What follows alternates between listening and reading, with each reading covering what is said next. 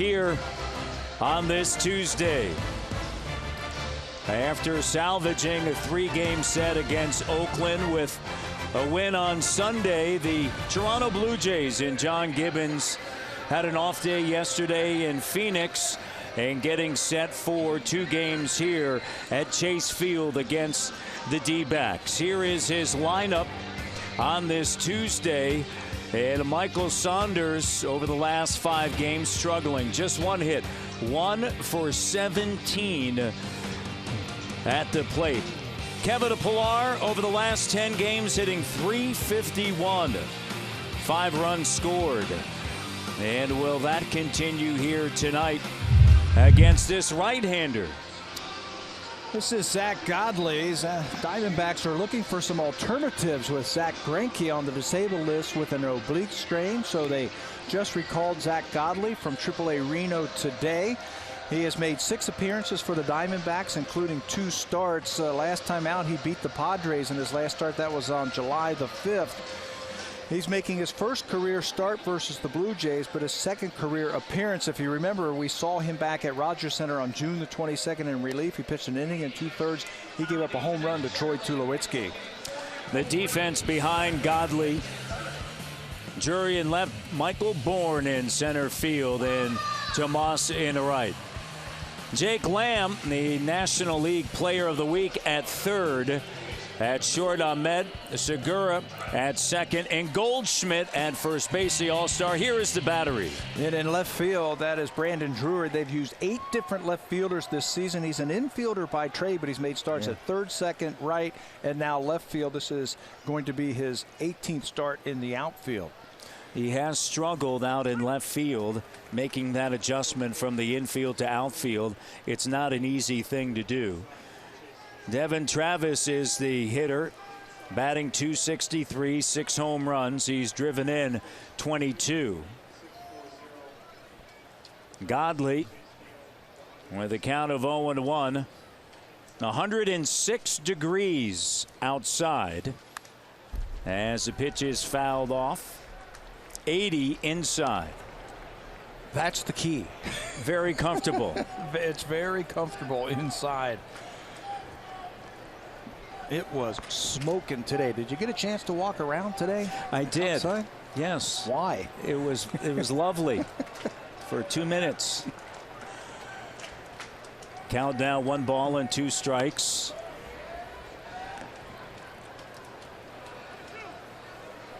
Had a chance to talk to Devin Travis around the batting cage today, and he was saying he feels really good. Not a lot of extra pressure while he has been put into that leadoff spot here the last couple of days. The right-hander to the plate, and it misses in tight. The one thing he said to me today was hitting in front of Josh Donaldson and Edwin Encarnacion. He's seeing a lot of fastballs. Pitchers have been challenging him, and I think that's right up his alley. 2 for 8 on the road trip, and a swing and a miss. And they'll have to throw down to first base to complete it. So 41 degrees Celsius outside, 27 degrees Celsius inside here. Zach Godley's got a very good curveball, and there it was on display right there. It's a hard biting curveball that goes straight down. It's probably his best pitch. That time he got Devin Travis for the first out. The right-hander from Bamberg, South Carolina. Small town. Went to the University of Tennessee, and Josh Donaldson looks at a breaking ball strike. Donaldson, the hero against his former team on Sunday. Talking to him at the cages today, he was just thrilled coming through with that big hit against the Oakland Athletics. Yeah, against his former team. He also played some great defense. Asked him about this ballpark here, and he says, I've only had 2 games here. Yep. Last time he was here, he was a catcher for the Oakland Athletics. That was back on June 10th of 2012. Arizona won it 4-3. Donaldson started behind the plate, and he was 2 for 4 in the game. His only 2 hits here as a visiting player. And I asked him, I said, you like hitting here? He goes, That's when I was a catcher. That doesn't count. When I was a catcher, when I was a hitter, then doesn't count like now. Said he was playing a little bit of third, playing behind the plate. And of course, you know the story since coming to Toronto. Hitting .302, 23 home runs, 66 runs driven in.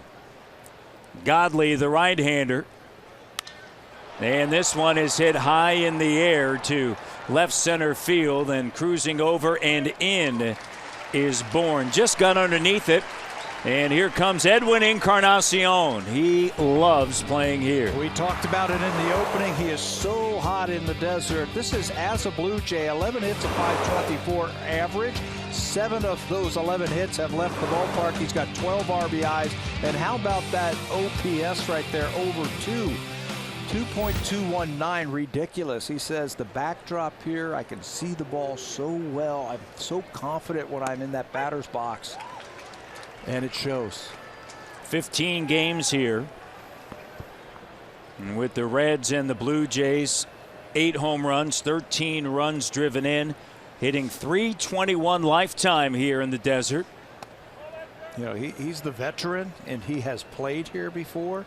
He knows all about the sight lines here, that backdrop out in center field. Andy Burns took a round of batting practice today and said the exact same thing. This is his first shot at this ballpark. He said the backdrop is outstanding to see the baseball. That Hunter Green out in center field. You see it there. It's a great backdrop. Look how big that is. No lights, nothing to distract you while you're hitting. Edwin says he feels very confident in seeing the baseball. And gets underneath this one. Both Donaldson and Encarnacion just getting underneath. And their pitches, and both of them fly out to center field. It's a 1-2-3, top of inning number 1. D-backs coming up.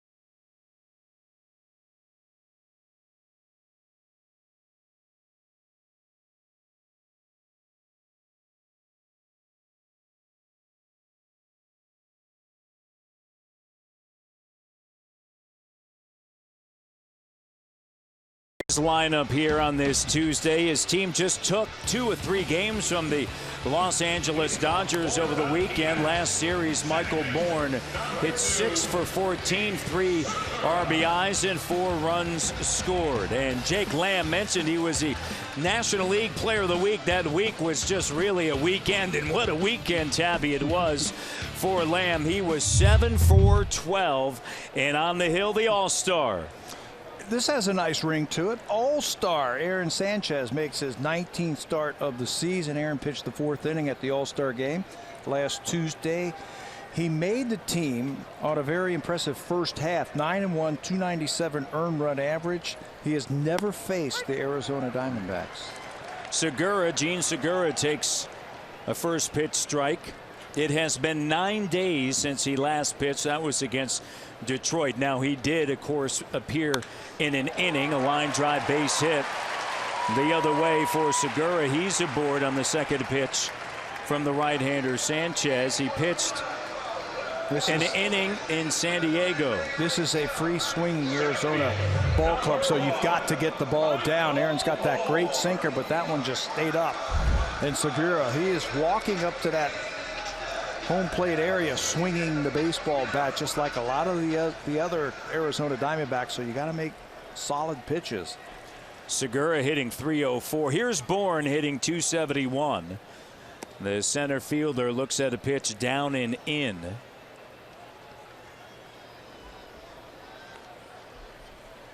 Third start for Sanchez in the month of July. Of course, pitched last week in San Diego for the American League. He worked an inning, gave up 2 hits, 1 run. It was earned, a walk, 23 pitches.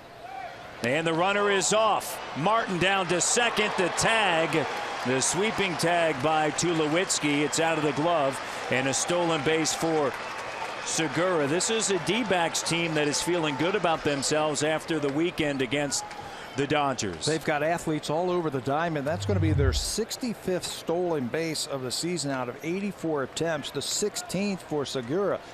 He's very aggressive when he's in that batter's box with the bat. He's also very aggressive when he gets on the bases. He's only been thrown out 5 times this year. They're 13 games under 500 at home. They've struggled mightily. And a strike is called. They're 17-33 here at Chase Field.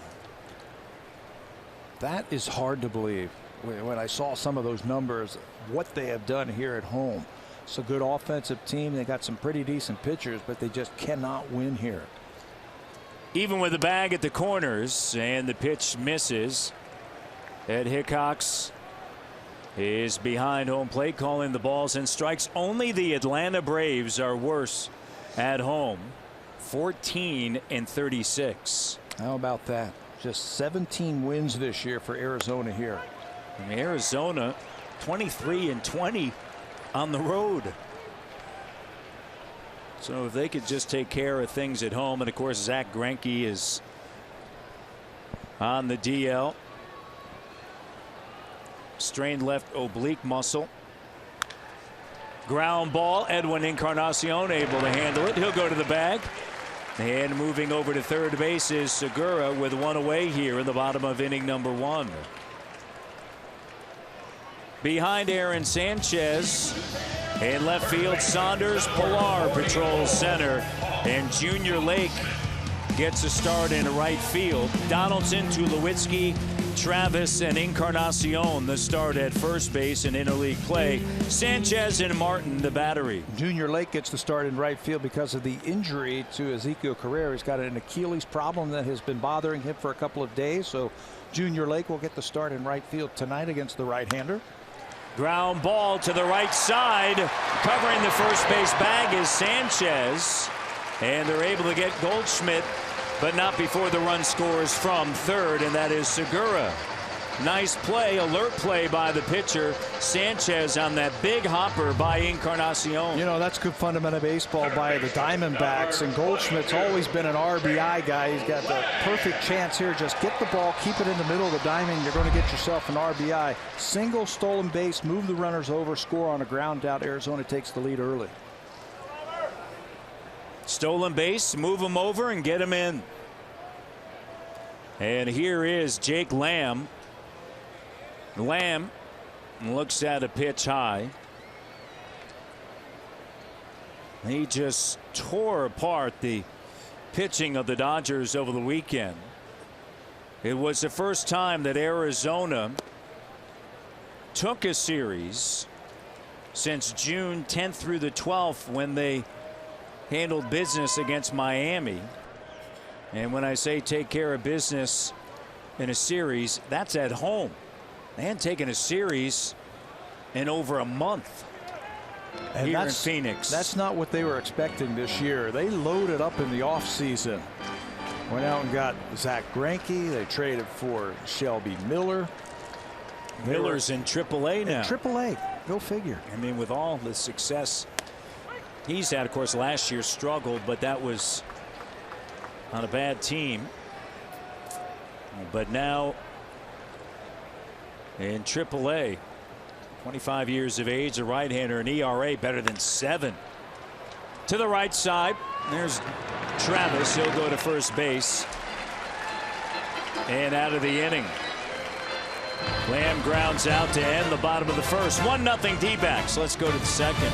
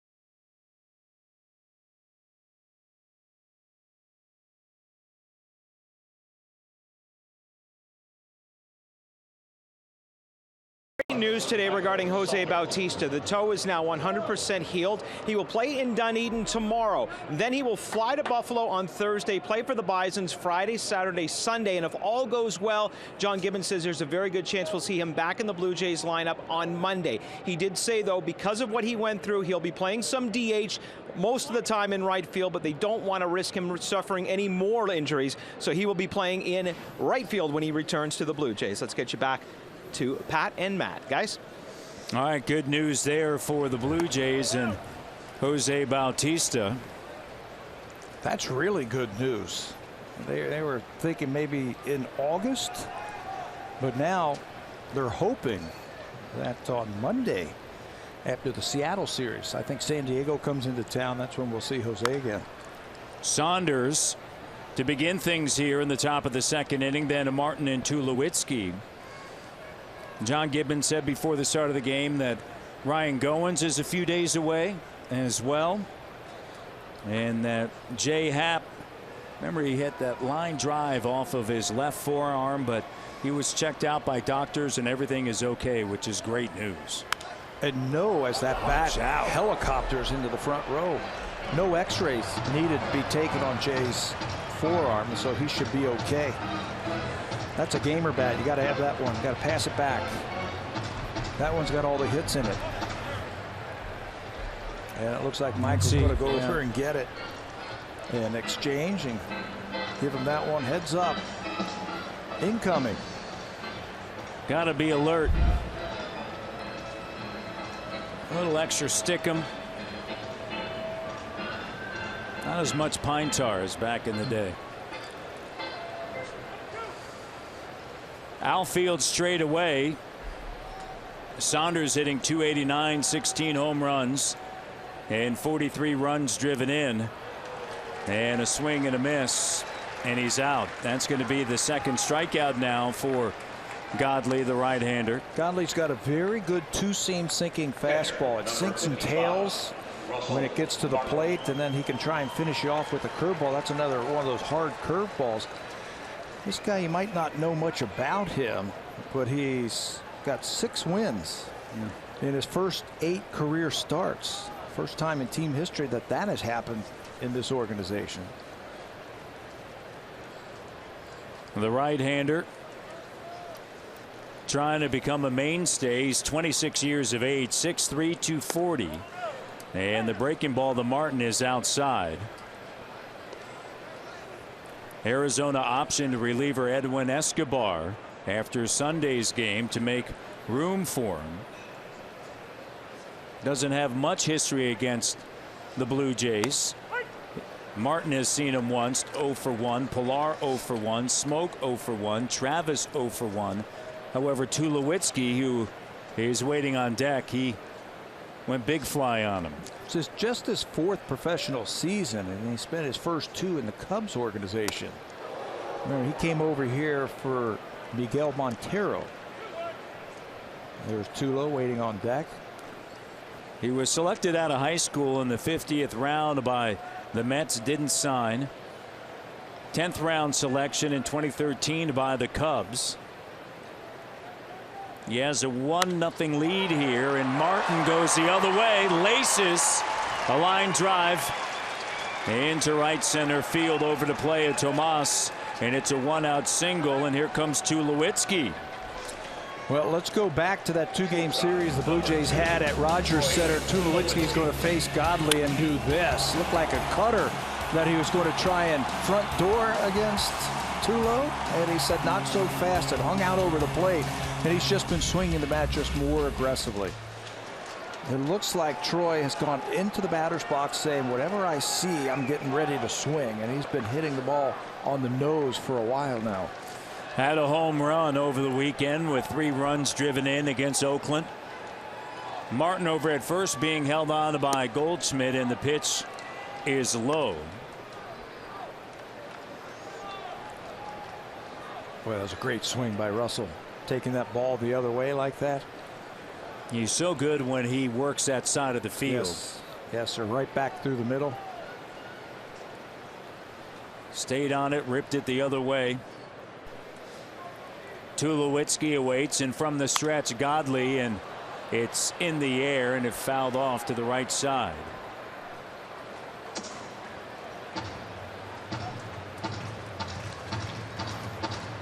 Troy's been a little bit more aggressive, and doesn't look like he's in between. And what I mean by that is when a player is in between at the plate, he might be looking for a fastball and he gets a breaking ball and he just can't pull the trigger, or vice versa. Right now he's eliminated all that thought process, and he said, I'm just going to look for the baseball, and I'm just going to be aggressive and trust what I see.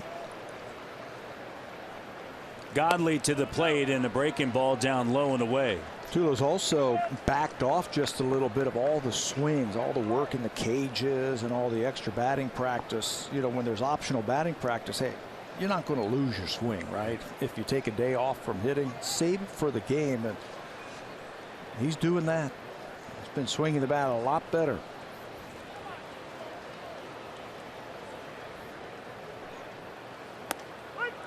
And there's a strike, 2-2. Did you find that in your career as well as it went along, to pick your spots? When I played, and I don't want to, go that far back, but a lot of stadiums didn't have cages, so you didn't do cage work. The only BP you got was out on the field. You get your 25 or 30 swings. That's all you need at this time of the year. Right. Just get out there and get loose, see the ball, and let it go. Martin over at first with a 1 away. Saunders struck out, and now Godley backs off of the rubber. So many of these ballparks now have cages right by the clubhouse or right underneath the stands that they can go in there and take 200 swings if they want before they come out for batting practice. That wasn't the case way back when, right? So just come out, get loose. Way back when was not way back when. I mean, it was just, well, yeah, a little way. Kind of way back when. It wasn't black and white TV. Swing and a miss. That's the 3rd strikeout for Godley. And all 3 of them on that sharp, hard curveball. So here comes Kevin Pilar. Center fielder, number 11. Pilar was 2 for 12 over the weekend. There's the curveball. Look at the spin, straight down. Puts it in a good spot. It's blocked nicely by the catcher, Wellington Castillo. Godley, 15 games in the minors this year between AA and AAA. AA Mobile in the Southern League, and Reno in AAA. 14 starts, 88 innings of work, 33 earned runs, a losing record, but a 3.62 ERA at the minor league level. Those are the kind of arms when you're making trades as we get close to the trade deadline. Those are the kind of arms that you want to trade for. They gave up a major league talent in Miguel Montero, their catcher, and they got a good young pitcher here. Good arm. 2 outs. And this one popped up and off to the right side earlier today on the Fan 590 Andrew Walker show. Dave Stewart, the general manager of the Arizona Diamondbacks, he was on with Andrew and said, hey, look, we're not done. We're going to try to make some deals, try to get things going here. They got a couple weeks left, and it'll be interesting to see ultimately what Dave Stewart decides to do. Ground ball hit hard to the shortstop. Ahmed goes a short way to Segura, and that's going to do it. Top of the second inning. 1-0 D-backs. Let's go to the bottom of inning number 2.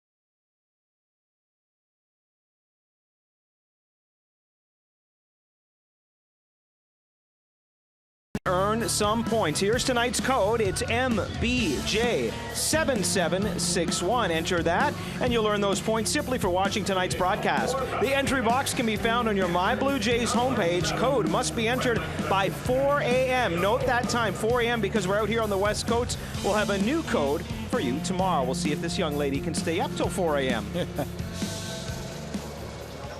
There is Dave Stewart. You were just talking about trades. They've got some relief pitchers, some arms in that bullpen that I think other teams would like to do and like to have. They want to get younger and they want to get a little bit more athletic, but they've got some pieces to their pitching staff that other organizations want. So I wouldn't be shocked to see Arizona making some trades. Wellington, Castillo, and then Drury and Tomas here in the bottom of the second inning. The catcher awaits, and the pitch misses, and it's 1-1. As you mentioned, it's certainly not the season that they expected, not when you go out and you sign Zach Greinke. Greinke is 10-3. What a great breaking ball there, and Castillo is down to the count 1-2. But then you give away 2 of your best prospects for a pitcher that you were counting on, and right now he's in the minor leagues. Yeah. Breaking ball. They're going to check down the first base line, and he did not go around. Well, they've had some injuries, the Arizona Diamondbacks. One of the big ones, A.J. Pollock. He hasn't had one at bat this year. And talking to some of the Arizona people, they were saying that this guy was the heart and soul of this team. That if they were going bad, he would come into the dugout and ruffle some feathers and yelling and screaming, and just the way that he played the game, plays the game hard, and he put up some great numbers last year. He hasn't had an at bat this year. They miss him. They miss his fire. Full count offering, strike 3, got him on the outside corner. Castillo goes down.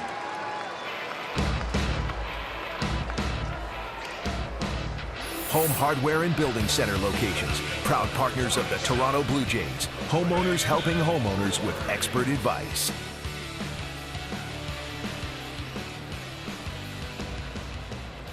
Randy Johnson, the big left-hander here, of course, won a World Series with the Arizona Diamondbacks. The big unit. Yes. How about him and Kurt Schilling together in the World Series? Took care of business against the New York Yankees. You see his number 51 retired here. And the batter, Brandon Drury, down to the count quickly, 0-2. D-backs lead 1-0 back in 2001.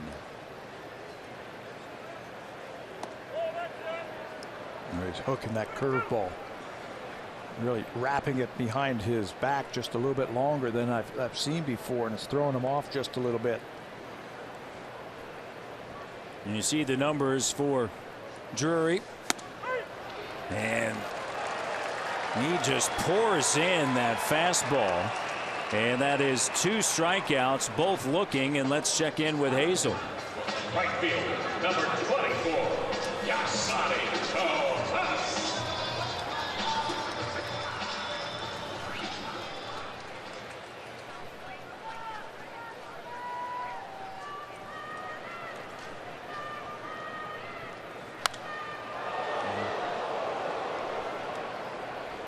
Tomas fouls it off to the right side, and gaining ground, that's what it's all about. You think about the last 20 games, Tabby. Baltimore, Boston, Toronto, they're all 12-8.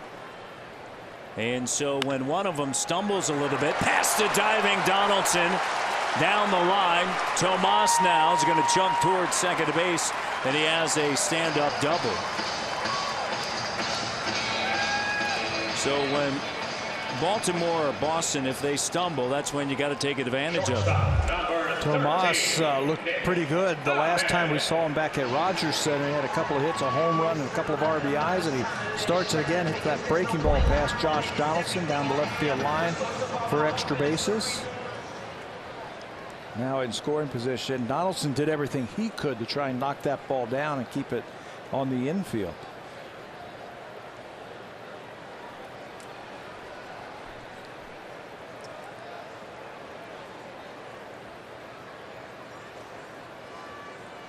Nick Ahmed, the shortstop, and the pitch is outside. You want to get this guy right here. He's batting 8th. There's 2 outs. You want to get him out so that pitcher leads off next inning.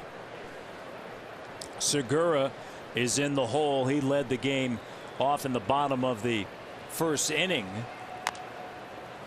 And with a base hit the other way, stole second. Bourne grounded out to first base, and over at third sat Segura, and Goldschmidt was able to drive him in on a ground out on the right side. And it's 1-0. Look at some of these swings from these right-handed batters on that fastball. Yikes. It tells me that that fastball is exploding towards home plate. They've been late. Yes, they have. Ahmed awaits, choked up on the bat, and the pitch is outside. Goldschmidt's RBI ground out looked very uncomfortable. Tomas's first swing on the fastball, he lined over the Blue Jays dugout. Not good. Ahmed the same way on that fastball. Aaron's got a good fastball tonight. Maybe the 9 days maybe helped him out a little bit. He did work that inning, as we mentioned, in San Diego. Last time out, that was against Detroit. Check out his batting average on his fastball in July. 272 April through June. July, he's been pumping it in there, and they've only been able to hit 161 against him. He's also increased his fastball strikeout percentage up to 22%. And he's got another good one tonight.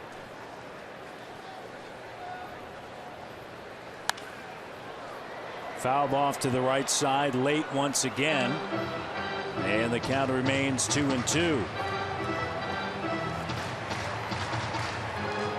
Well, in the month of July, the Blue Jays are 9-4.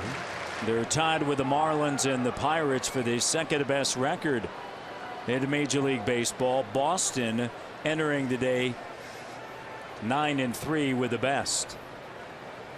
Sanchez has the sign. Tomas at second, 2 out, and the 2-2 just off the outside edge. Not working him away. Trying to get that ball to move back over to the outside part of the plate. Got to challenge him here now. 3-2. You got the pitcher on deck. You want to put him away.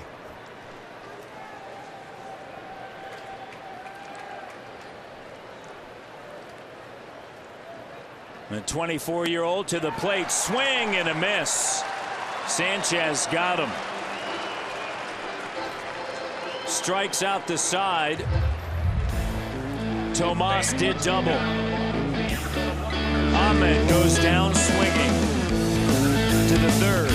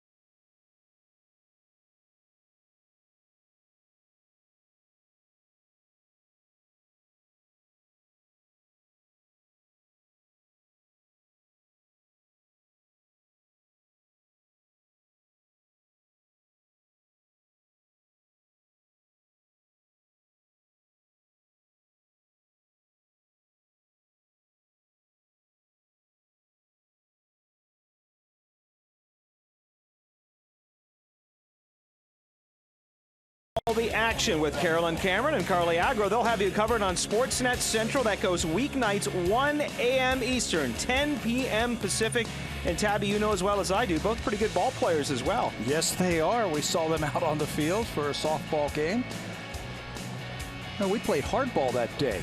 They said they played softball, but they're good baseball players. So here we go with Junior Lake and then Aaron Sanchez, and back to the top of the order in Devin Travis. Godley deals, and it's a breaking ball strike.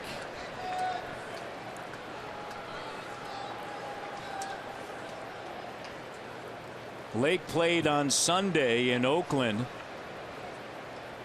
Scored in the top of the 9th inning. Had a base hit in that 9th inning, which was certainly key. Grounds this one foul.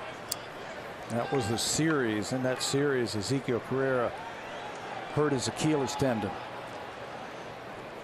Didn't hurt it bad enough to go on the disabled list. It's just kind of sore right now. So Junior Lake started on Sunday. They had the off day yesterday. He's going to start today.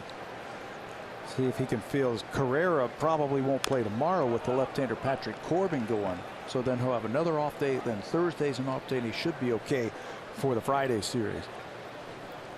Lake fouls that one off. And he's going to take a little while getting back into the batter's box.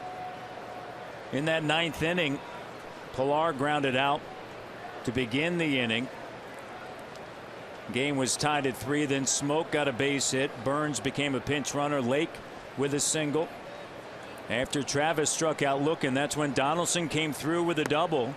And a swing and a miss there. And Godley has already struck out 4 through 2 1/3. The checkered flag event is back, celebrating over 50 years of racing heritage in every Honda. Now is a great time to get into the all-new Civic.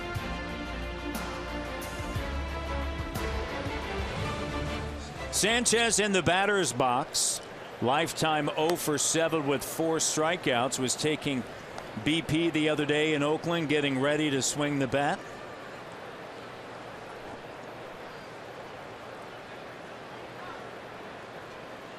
Godley to the plate, and a chopper off of the mound. Godley, and you see Sanchez cruising up that line, and yeah, you don't want to leg that one out. Well, we saw Aaron in Colorado have a collision at first base with the pitcher. It was a bang play. He was kicking it up the field. This time, though, just take it nice and easy. You don't want to pull a hamstring or anything. Just have those nice long strides. Don't hurt yourself. Devin Travis taking his time getting into the batter's box, trying to give Sanchez maybe a couple of extra moments. With 2 outs, and the Blue Jays down to 1-0. Godley deals high. This is a D-backs team that since June 25th, they own the second worst record in all of Major League Baseball. They're 4-13, and that includes taking this past weekend series. And a breaking ball, Travis swings and misses. Beating the Dodgers, and that was added into it. That's added into it. 4-13. They just have too many good players to be like that. Rays are 4-17. Atlanta has a better record at 7-13, and the Brewers are 6-11. In on the hands and foul back.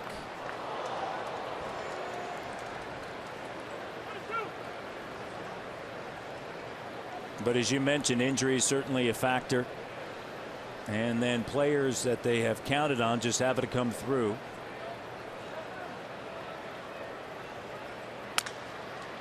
Not as bad as Oakland, where we were just at. The Oakland A's have used the disabled list for 20 players this year. They've had 20 players put on the disabled list. 11 right now at this time. This team, a lot.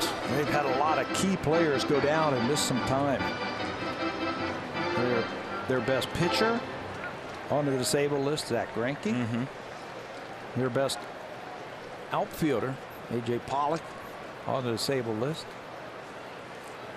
Devin with a new bat, and the pitch is inside. Greinke injured himself while warming up in the 3rd inning in a start on June 28th against the Phillies. He is starting now to play catch, so trying to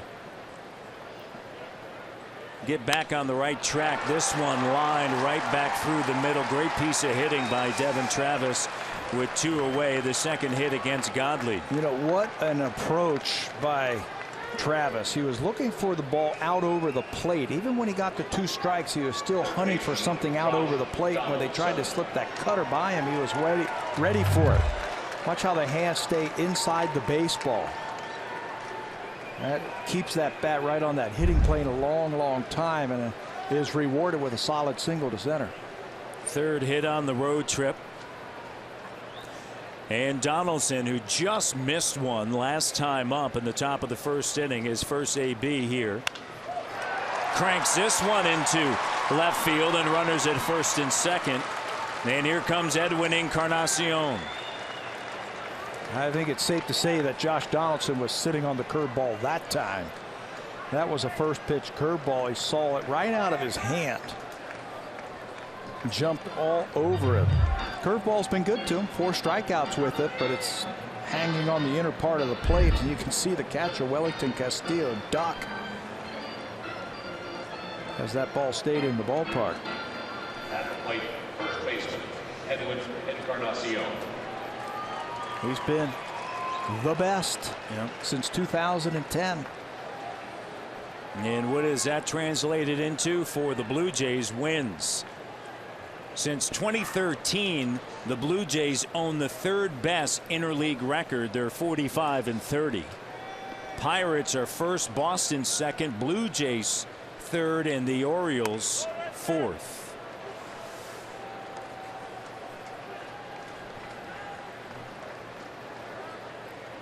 Edwin, just like Donaldson, just missed one back in the 1st. Has one home run here on this road trip. This is game 4 of a 5-game road trip. And he looks at a called strike. I think he felt that one was a little bit inside. Yeah, high and inside. He got the explanation from the home plate umpire. He's measuring Godley right now. Whenever we see him start to load up on that back leg, he is hunting for that pitch out over the plate. Pitch misses, down low and away, leads the majors in runs driven in with 81. He's got Travis with a lead at second. Donaldson with a lead over at first base. Godley now slowing down a little bit. Behind in the count, 2-1 to Edwin. Edwin corks this one deep to left field. Going back is Drury. It is gone. Edwin Encarnacion, hitter's count, drives it into left field for his 25th home run of the season. And he now has 84 RBIs. Boy, you could just tell that he was just laying back looking for something out over the plate, and he got a hanging breaking ball from Godley and crushed it. Watch him lay back. He's become such a good home run hitter because he's become a very good off-speed hitter. Breaking ball, and there's the familiar Ed Wing around the bases. And the wing up on his 25th homer of the season. Boy, he says he just feels so good at this ballpark that he sees the ball. He says, I feel confident that I can see the baseball, and he saw that when his eyes lit up on that hanging breaking ball. He tried to sneak a breaking ball in there behind in the count, and Edwin knew. Look at those numbers now in 16 games. 9 home runs. Saunders is the batter, and the Blue Jays lead 3-1. How nice is this? 2 outs very quietly to lead off the inning. Single, 3-run homer. Well, it started with that great AB by Travis, and then, as you mentioned, Donaldson just sitting on that breaking ball. Knew it was coming. And then in a 2-1 count, Godley tried to sneak in a breaking ball, and Edwin knew exactly what to do with that one. The 3-1 to Saunders, and he fouls it off. He's trying to break out of this 1-for-18 slump. Good hitters sit on the bench and they study the pitcher. This is the second time through the order now for the Blue Jays, and I think they're zeroing in on that curveball. Donaldson hit one for a base hit. Edwin with the 3-run home run on the curveball. First time through, they couldn't do anything with it. And it's a walk, a 2-out walk. Well, you go back to the weekend. Remember, they saw Axford for 3 consecutive games, and then what do they do against him? Yeah, in Sunday. He's the one who coughed it up. Yeah, 2/3 of an inning, 3 hits, a couple of runs, and a couple of walks. And Donaldson took care of business. Here's Russell Martin. Martin last time up with 1 out. Lined a base hit through the right side. So a 2-out walk. That's the first walk by Godley, the right-hander.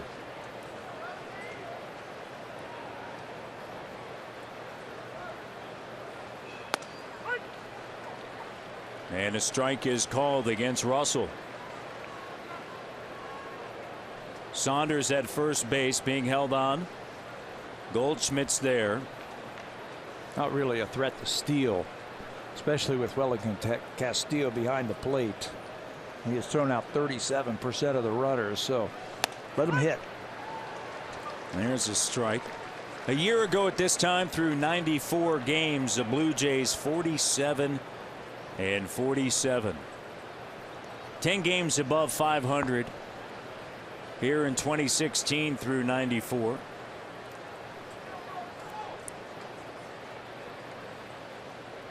Lead here 3-1. Top of the third. High and tight on a breaking ball. Yeah, that front door cutter once again trying to slip it by the Blue Jays.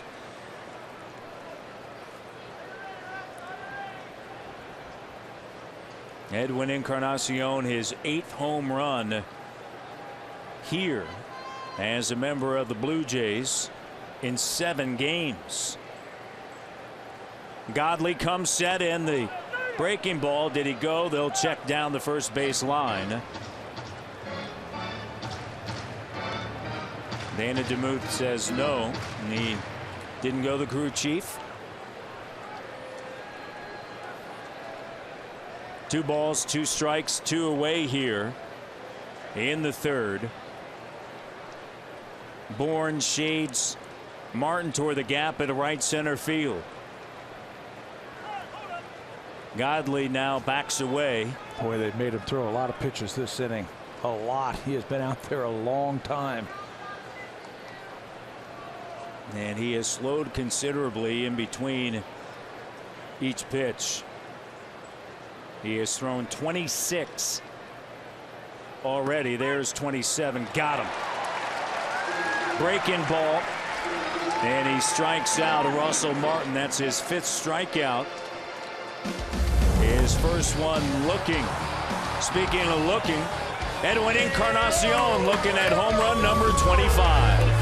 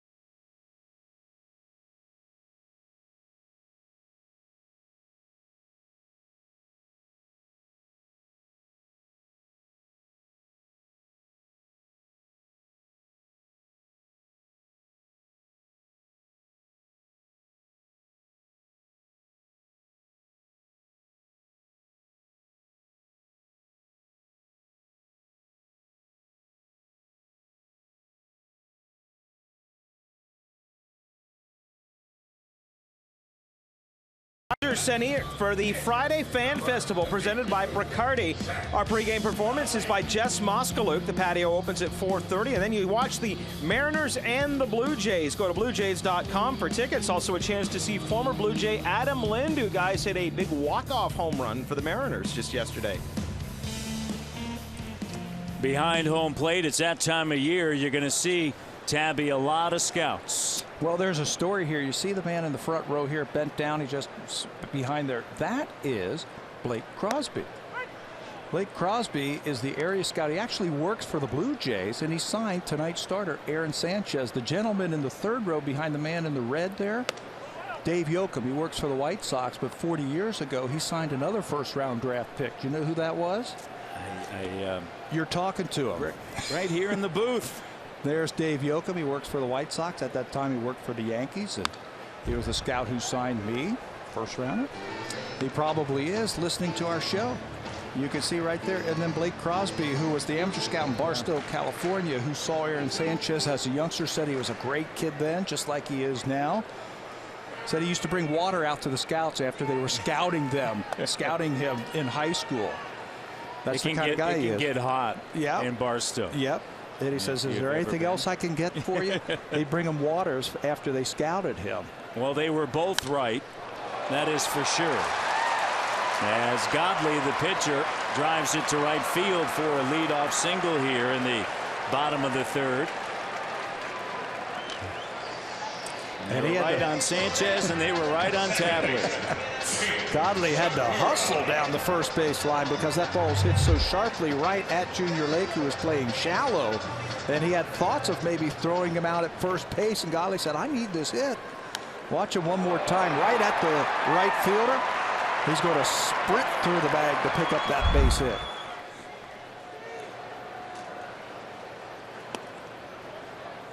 Pitch is low to Segura, who singled in the bottom of the first inning, stole second, and later scored.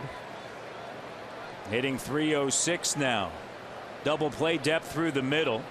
Pilar shades him toward right center field, and Segura tries to bunt his way aboard.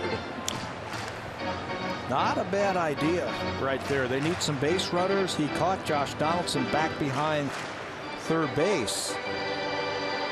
You can see where Josh is playing. He's back behind the bag. Segura not really known as a guy who will drop down a bunt like that. He is a free swinger. Swinging there and missing.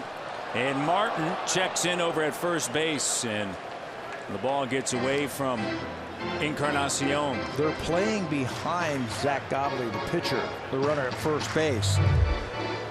So he's taking a bigger lead, and then when they swung through that ball, they had a shot at him if the throw was in the air. Bounced away from Edwin off of Godley.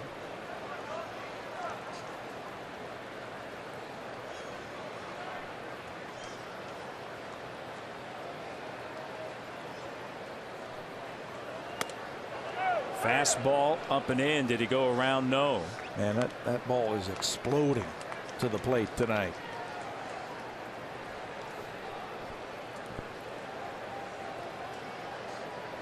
The long rest doesn't appear to have any sort of negative effects, that's for sure.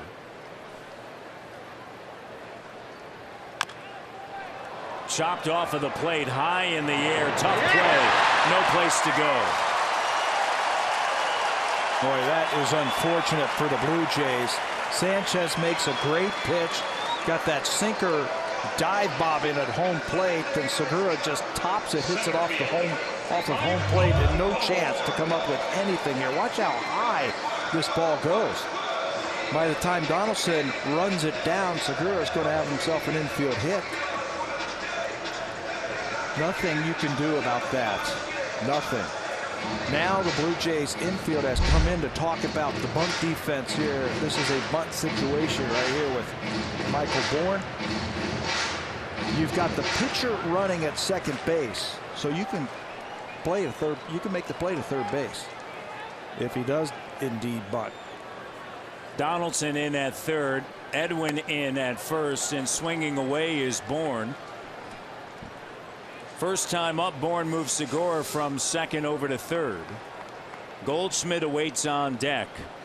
In the hole is Lamb. Nobody out here in the bottom of the third. And the Blue Jays lead 3-1 from the stretch. Chop to Edwin. That's going to move the runners up. Works as good as a bunt. 3 unassisted. And Godley over at third. Segura down to second.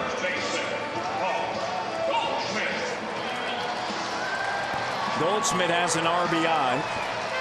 His 62nd back at the bottom of the first inning when he drove in Segura on a ground out.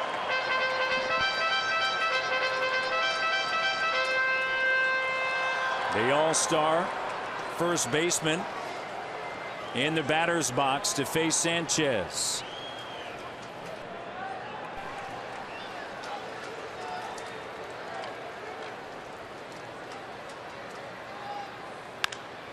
Ground ball. Donaldson looks the runner back to third. The throw to first is in time.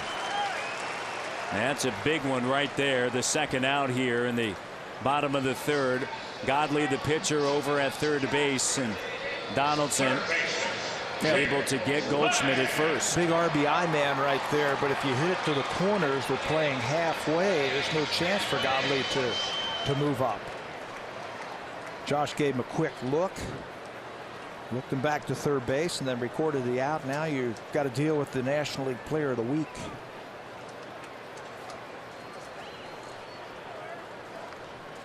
Lamb was 7 for 12 against the Dodgers. And the fastball burns in there for strike one.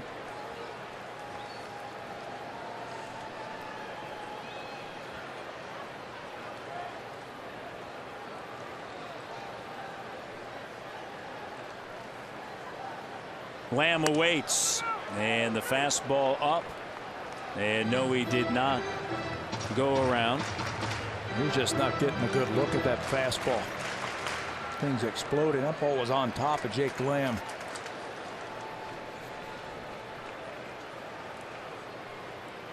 And has surprised a few of the D-backs hitters.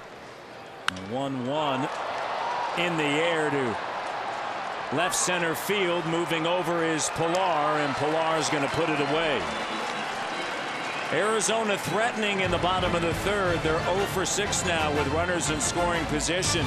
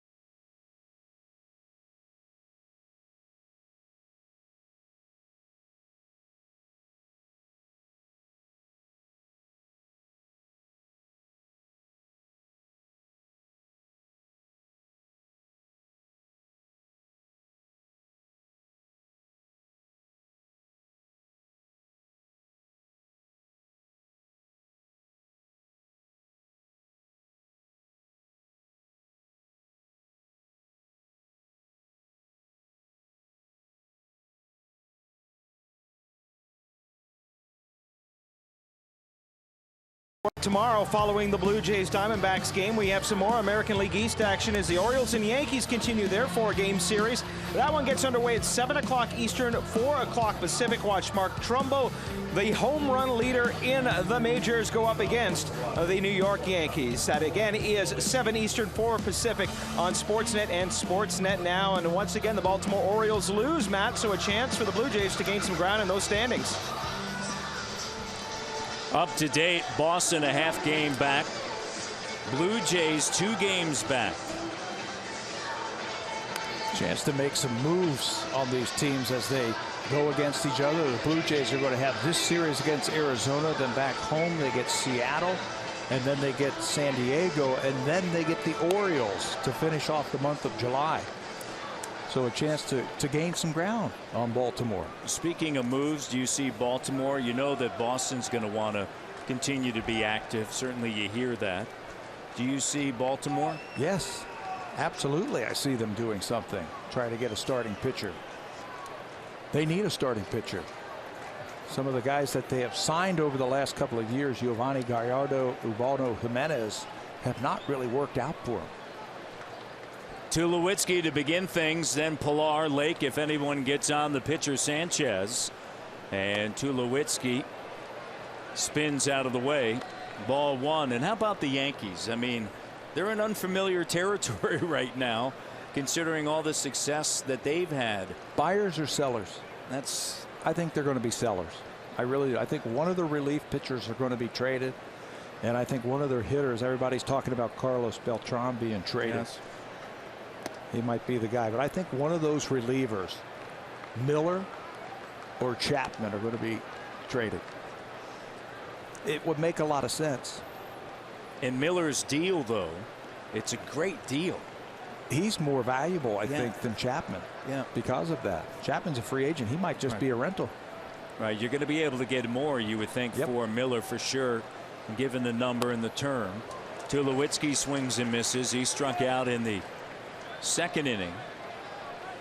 And it's all going to continue to shake down here over the course of the next couple of weeks. Yeah, we've got 12 days till the trade deadline. Tulowitzki awaits, and here's a 2-1 pitch. Count now even. Godley's got some nice depth on that cutter tonight.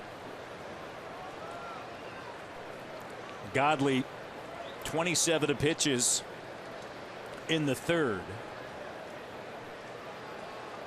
After the Blue Jays had an opportunity to see him a couple of times. 13 pitches in the first, 16 in the second, 27 in the third. The shift was on in the hole, and a nice play. Nick Ahmed's a good shortstop. He can pick it. Struggling just a little bit offensively, but defensively he moves nicely. He's got very soft hands and a very strong throwing arm. That was on display right there as he threw Tulowitzki out from the hole. They had him played perfectly. Here comes Pilar. Fielder's choice back in the second. The force out at second base ended the second. And that was Martin, who was cut down at second base. First pitch swinging in the air to right field, and Bourne is coming in, and he'll make the play. There's two gone here in the top of the fourth inning. Tomas, pardon me. Bourne's in center. Lake is the hitter. He struck out to start the third inning, but it was a successful one for the Blue Jays. Travis a 2-out single, Donaldson a 2-out single, and then Edwin with a 3-run blast.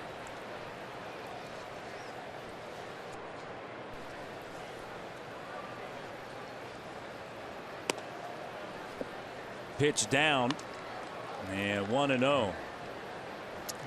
He was a reliever, Zach Godley, in the Cubs organization 2013, 2014, and once the Arizona Diamondbacks acquired him, they put him in the starting rotation. Somebody's looking pretty smart over there. Yeah. Got a good looking arm. He's got a good frame, good body. Their GM knows a little something about pitching. Absolutely. Dave Stewart, former Blue Jay, and of course just one of the all-time greats of the Oakland A's. And Tony La Russa, of course, now here in Arizona, trying to put it all together. And count of 1-2 and 2 outs. Saw that swimming pool out there in the right center field. Come to the ballpark and you go for a swim.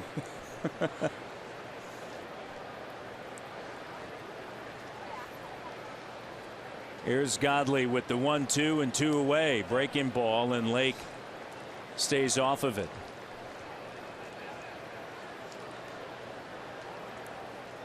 You have Dave McKay, of course, a long time first base coach. There's the swimming pool for Tony La Russa in St. Louis. He's here. And in Oakland. Yeah, there he is, Dave. He's seen a few ball games in his career, hasn't he? Certainly has. Breaking ball down and in. Matt Williams, who was here prior to going to Washington, is the third base coach. I saw Orlando Hudson, who is now working with this organization. He's not an everyday coach. Odell came to Toronto when the D-backs were back at Rogers Center in June. Lake fouls it off to the right side. Joe Carter's also working for this organization now. Special assistant to the general manager. Joe was in Toronto when the Diamondbacks were last there. That's Matt Williams. Yeah. Former manager of the Nationals, and of course third baseman with the San Francisco Giants. 3-2.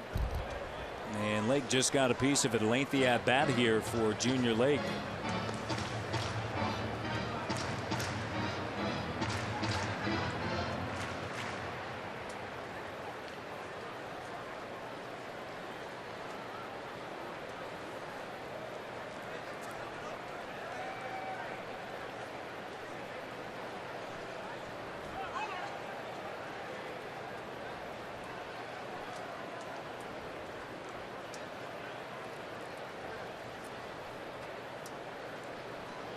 Three balls, 2 strikes, and 2 away.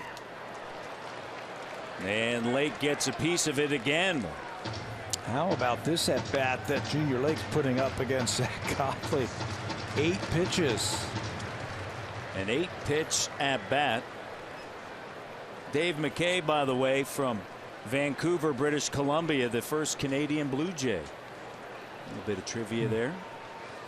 Lake awaits. Godley trying to put him away. Here's a 3-2. Got him. Breaking ball. He's got 6 strikeouts, Tabby. A 1-2-3, top of the 4th. We go to the home half of inning number 4.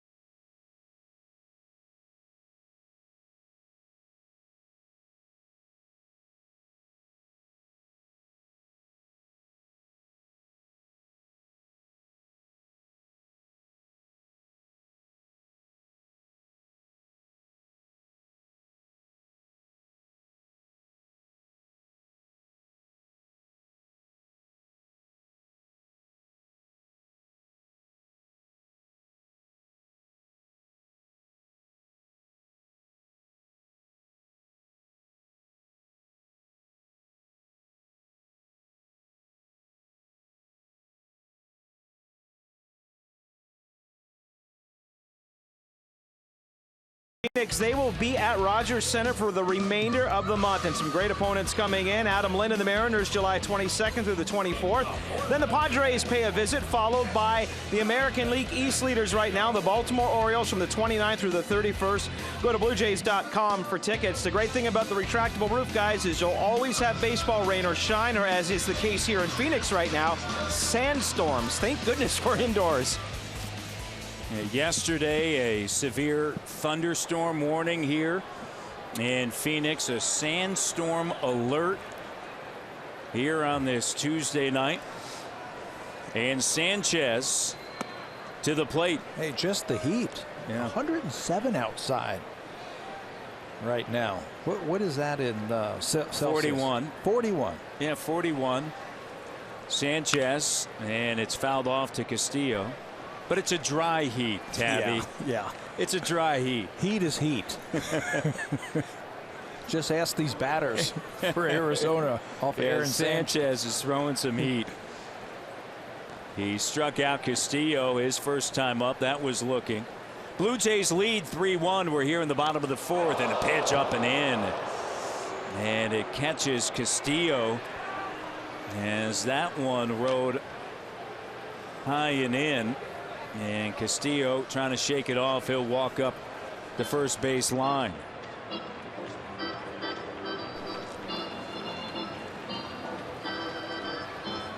Aaron Sanchez, we told you his fastball is exploding to home plate. That one just got away from him. John Gibbons and the rest of the Blue Jays are going to take a look at this one. Third hit batter. Fastball. Look at that thing heading in. And that's on the hand. Yeah, the left is hit by a pitch. Pinky. And The third hit batter of the season for Aaron Sanchez. Sanchez now back of the mound, cleaning off his spikes. Double play depth through the middle for Brandon Drury, who struck out looking in the second. So leadoff batter aboard with a second consecutive inning for the Diamondbacks. Drury, the infielder turned outfielder here based on need with injuries. Castillo with a small lead over at first. First pitch swinging, and it's sliced foul into the seats. You know, that's the one thing with Aaron Sanchez. He can make a mistake like he did by hitting Castillo, but he's got that great sinker that he can compensate for that and just get a ground ball just like that and get a double play. It's going to be a tough out. Drury looks like he's trying to shoot that ball through the hole on the right side with Encarnacion holding the runner on. Foul back. It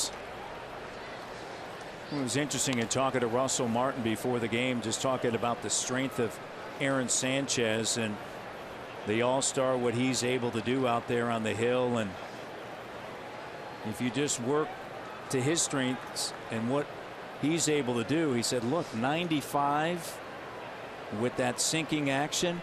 He said, good luck to you. Yeah, no secrets. Yeah. 95 with some sink. Turbo sinker. You still have to be able to pitch with it. You still have to be able to throw it to your spots.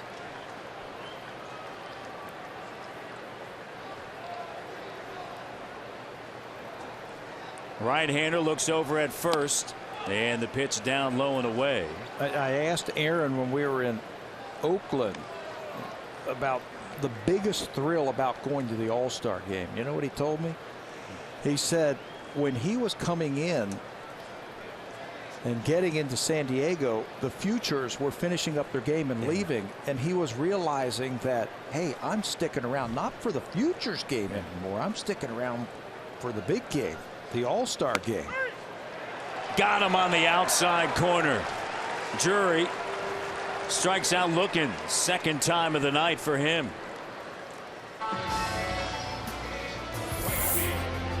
The all-new Civic, the 2016 North American Car of the Year.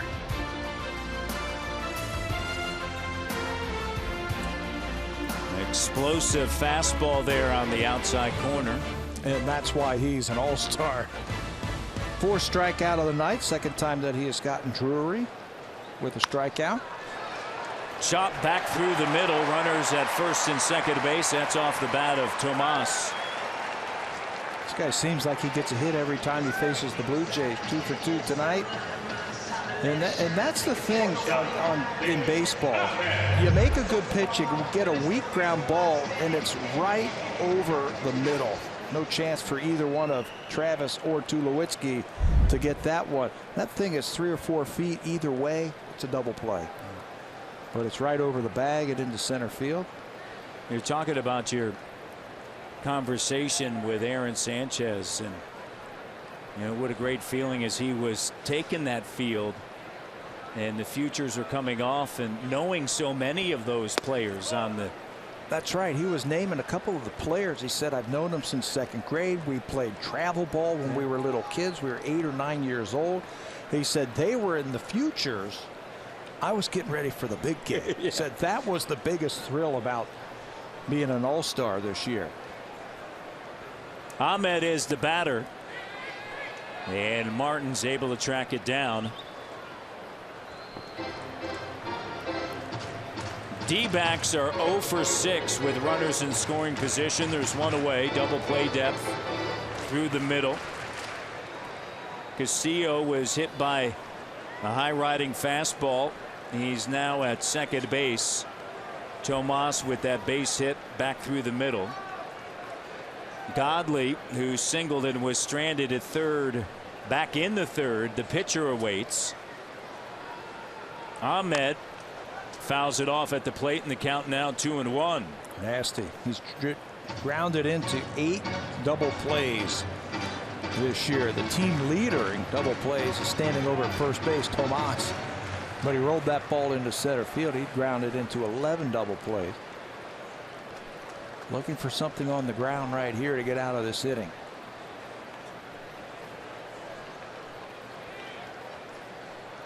The 2-1. And right there for a strike. And the count now even at 2-2. Last time out, Aaron threw 92 pitches in 5 innings. He didn't have the curveball. He didn't have the great command that we have seen in some of his starts, but he battled his way through 5 innings against the Tigers. Aaron hasn't lost since April 22nd. Yeah, that was against Oakland. Blue Jays have played great baseball behind him. Comebacker, Sanchez to second, out on to first. The double play that he needed, and that ends it. And now the D-backs are 0 for 7 with runners in scoring position. It's time for a Blue Jays Central update. Here's Hazel and Zani from the Samsung broadcast studio.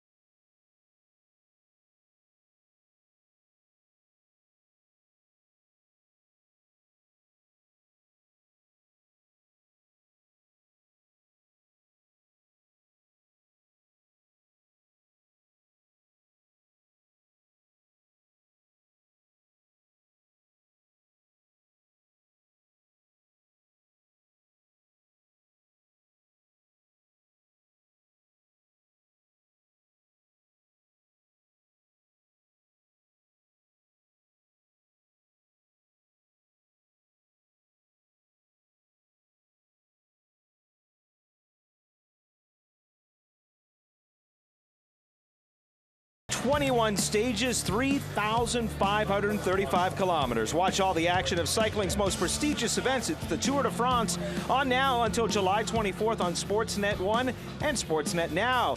Also, our friends at Dairy Queen want to wish Blue Jays coach Tim Leeper a very happy 50th birthday. Happy birthday, Leap. The big 5-0 for Leap. Goldschmidt maybe just said happy birthday. 50 years young today. Welcome to the club. Sanchez then back to the top of the order, and Travis and Donaldson. Grounded out first time up, at a big swing and a miss by Aaron Sanchez. Sanchez 0 for 8 lifetime in the batter's box. Don't you know he wants to get a knock for here. sure. Huh? Godley just throwing it up there. Let's see what he does with the 0-2 here. And it misses down low and away. And the count 1-2 in the top of the 5th inning. Matt Devlin, Pat Tabler, Barry Davis from Phoenix. The first of 2 here. Interleague action. And Sanchez strikes out. 7 strikeouts for Godley. He's made 1 big mistake, and that was a hanging breaking ball to Edwin Encarnacion. The Blue Jays are 9-6 in interleague play. Arizona 5-7. That strikeout right there ties his career high that he set against Milwaukee last year. Using a hard curveball. That one looked like that impressive cut fastball. Oh, is it hard? There's another one at 90 miles an hour. Devin Travis, the batter, he's 1 for 2. Great at bat back in the 3rd inning with 2 away, started it all, and he fouls this one off to the right side. Different mindset, Tabby, when you're in that leadoff spot compared to maybe a little bit down in the order. You know, you shouldn't. Your approach should still be the same. Pitchers might pitch you differently when you're at the top. You might see more fastballs, and Devin says he sees more fastballs out of the leadoff spot. He also said when he was hitting second a couple of times this year, when he was hitting in front of Josh and Edwin, Josh was 3rd and 4th, he was seeing a lot more fastballs. He also says it's also nice when you're hitting down in the lineup to have a couple of innings to zero in on that pitcher. Yeah. Get an idea of what he is doing, especially he's a young player.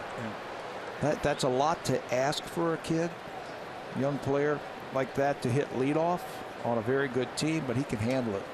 This guy can hit. He can hit major league pitching.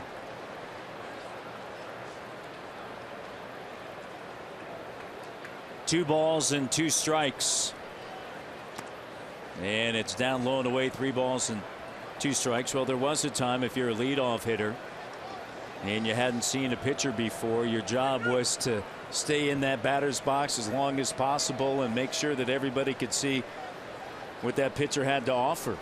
And you know, that's where some of the fallacies could be, where you say, well, I've got to see a lot of pitchers. No, you got to go up there and hit and get on base. You know, you go up there and start changing the way that you hit. You start taking more pitches. It's just going to mess up your timing and mess up your approach at the plate. He can hit at the top of the lineup. He can hit second because of his ability to go the other way.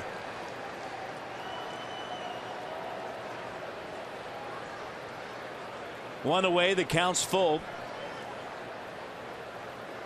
Godley from the windup. And laced right back through the middle. Looked like an instant replay of his at bat in the 3rd inning. A 2-strike line drive right back through the middle with some carry on it.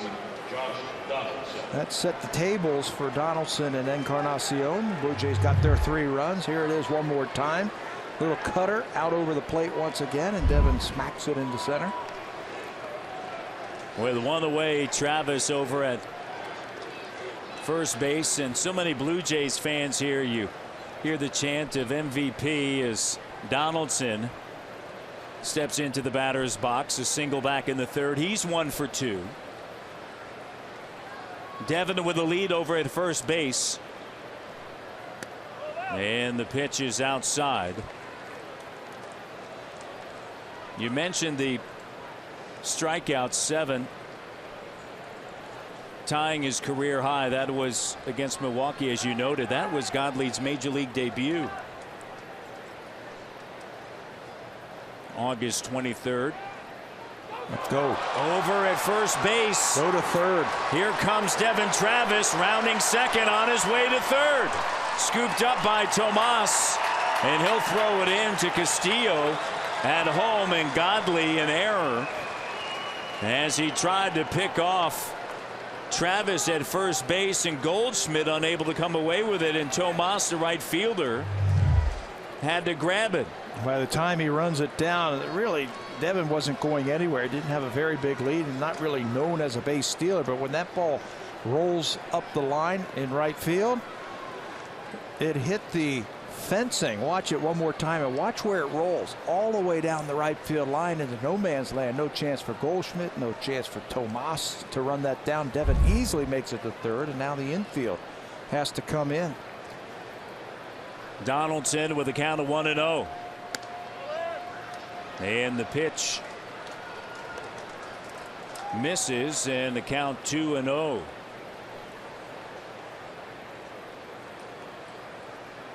Infield in, as you noted, and there it is right there. Donaldson with the, and there's a strike, and the count 2 balls and 1 strike to Donaldson. Josh has a certain pitch on his mind right now, the way he has taken those last 2 pitches. Certain pitch on his mind that he's sitting on right here. He's reached base safely in 23 straight games. Swings through that offering. Well, he and Edwin Encarnacion were putting on a show during BP, weren't they? Yeah. If you were out in the left field bleachers or up in the second deck up there, you got a lot of baseballs to take home. The ball was flying. Here's a 2-2. Driven through the left side into left field, and Travis trots home. It's 4-1 Toronto. That was the pitch he had on his mind right there. You can see the way he was approaching this at bat, that he was looking for a breaking ball. He's looking for that curveball. And he got it. That's what he singled against his last time up. And he got that runner at third base. Watch him just kick, wait, recognize, and then explode on that ball. That is a rifle past Jake Lamb in the left field. Mike Butcher, the pitching coach, after that pitch and before Edwin steps to the plate, Mike Butcher, the pitching coach, goes out to talk to young Zach Godley about his approach. Castillo with a couple of encouraging words. Donaldson over at first base has 67 RBIs. Edwin just waits patiently. You know, Edwin was doing the same thing. It looked like he was looking for a breaking ball. Watch him load up, get his pitch to his liking, and then see you later. His 9th home run in 16 ball games in this ballpark.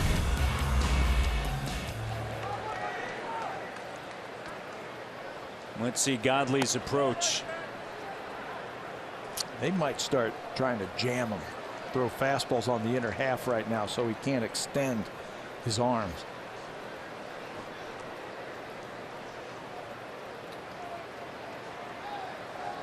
Donaldson at first with one away. This one hit in the air to left field, but coming in is a left fielder, Drury, as he just got underneath it. And he's 1 for 3. That one was off the end of the bat right there. Just a little bit too quick. Boy, he's seeing the ball here, isn't he? Yeah. Well, he just missed in the top of the first. Got all of it in the third, and he knows he just missed that one here in the top of the 5th inning as Saunders is in the batter's box. He walked after the 3-run home run by Encarnacion in the 3rd inning. The batter here, Donaldson, with an RBI single. Godley with 2 away here in the 5th. Chopped right back at the mound. Godley plays it, backhanded play. And Saunders is cut down at first base, but not before. Josh Donaldson drives in Devin Travis here in the top of the 5th inning. 2 for 3 with an RBI. It's 4-1 Jays.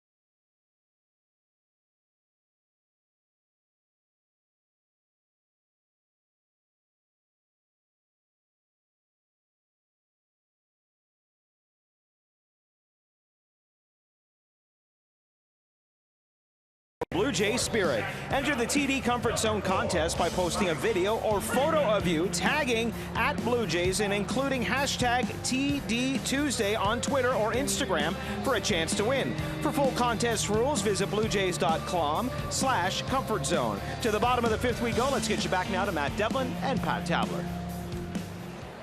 Mike Freeman is the pinch hitter here in the bottom of the fifth inning. Godley's work is done. And first pitch swinging in the air to left center field. Going back is Pilar, shy of the track. And he's able to make the catch one away here. The power alleys actually go out to 413. Center field is 407 here. And they've got that overhang, the home run porches at left center and right center field, but that's where the ball carries in this ballpark. Left center to right center field. Really carries. 64 pitches for Aaron Sanchez as he gets set with one out here in the fifth inning.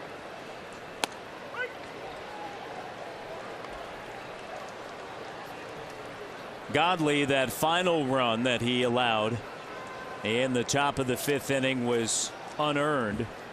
His own error. Breaking ball to Segura, and it's high.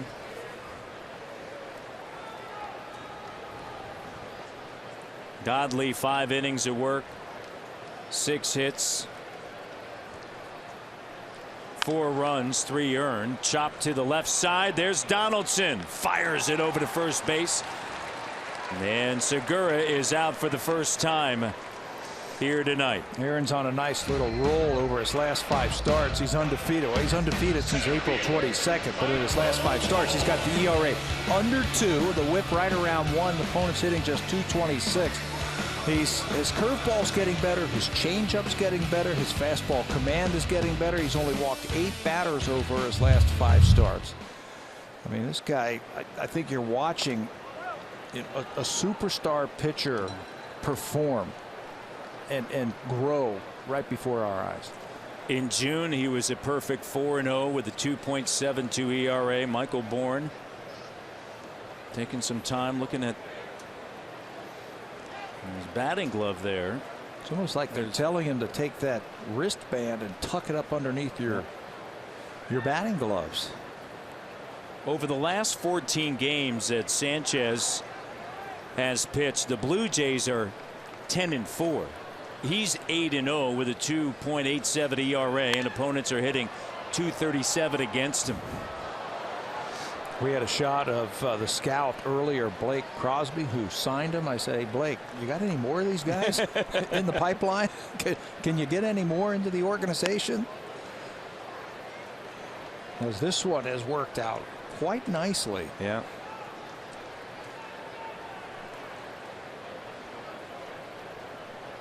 Bourne 0 for 2, and the 2-1 in tight, 3-1. And there's been so much conversation about ultimately what happens with Aaron Sanchez. You know, of course, as you know, came up as a starter, moved him in the pen, wanted to start. You have to have that mentality. He has it. He's been an all-star. He's been outstanding. You see it tonight. But then, you know, is there that number out there ultimately that would put him in the bullpen down the line? It'd be very interesting to see what happens there. A 1-2-3 inning, just 9 pitches, Tabby, in that fifth.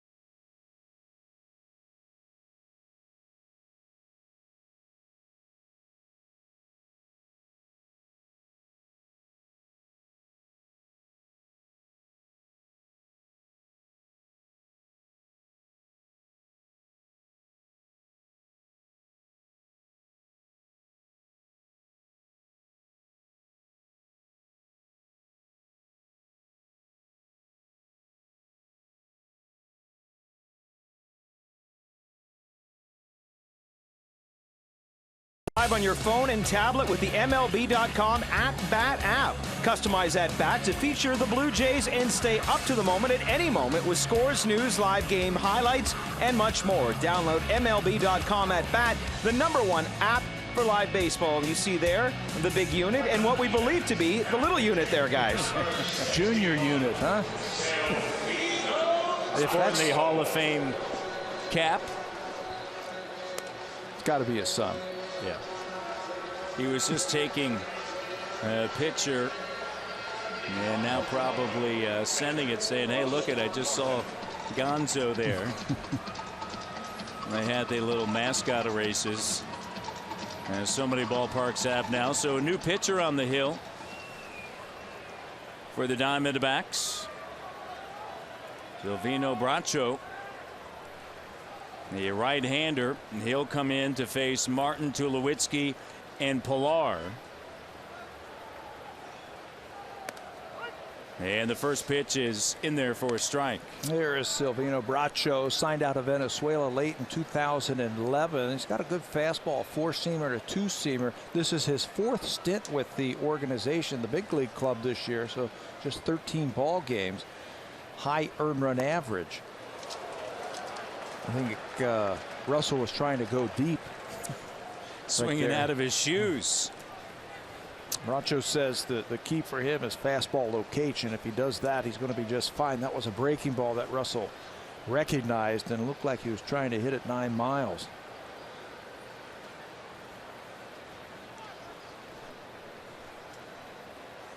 "13 appearances last season in the majors, and that fastball is fouled off.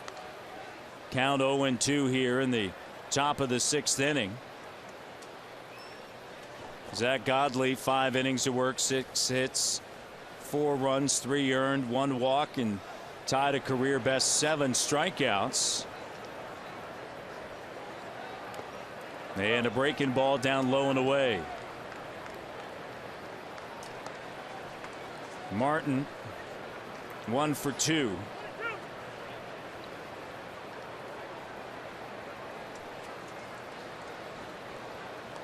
Russell on this road trip is 4 for 11. And a timeout taken as the right-hander is hunched over, going through the signs once again with Castillo.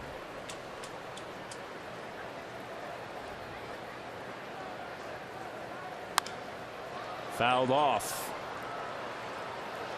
They're interesting. The Arizona Diamondbacks, nobody on base. The catcher still will go through a whole series of signs.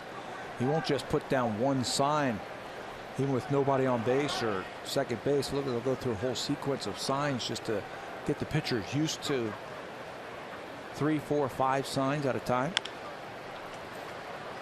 Chop to the third baseman. Lamb over to first base, and there's one away here in the top half of inning number 6.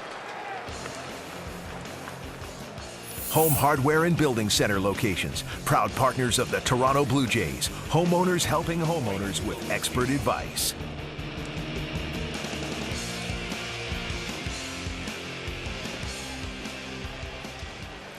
You wonder too if any of that is, in this day and age of all the video, that they want to go through that so that maybe you look back and you can't tip off certain pitches, certain Absolutely. signs. Absolutely.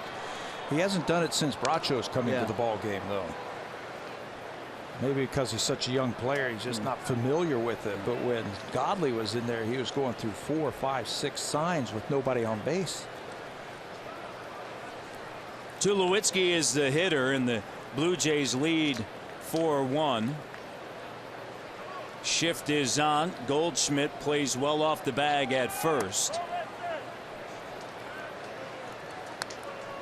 Tulo might take a shot at shooting a ball to right field with just one defender on the infield on the right side.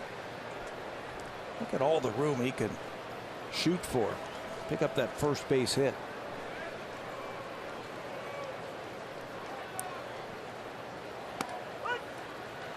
And there is a strike.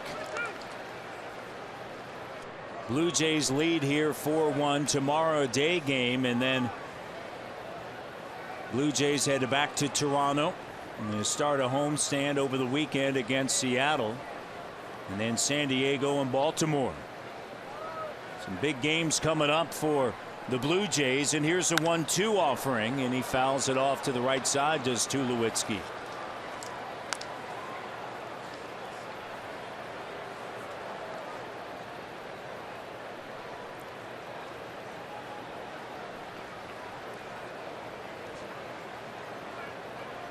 Tulowitzki with a home run and 3 RBIs against Oakland.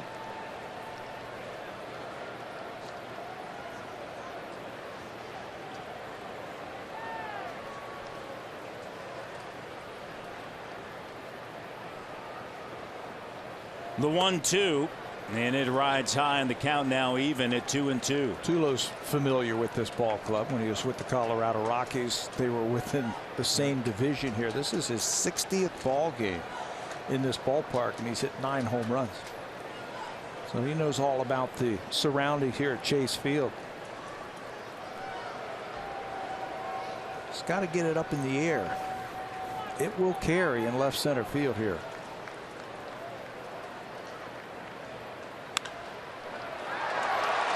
Fair ball past a diving Lamb, and Tulowitzki with a base hit. Just a shot down the third base line.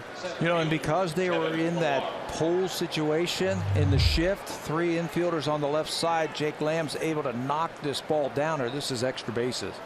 This one is heading down into the corner, but he knocks it down and he holds Tulowitzki to a single. So Tulo over at first base with a 1-out single.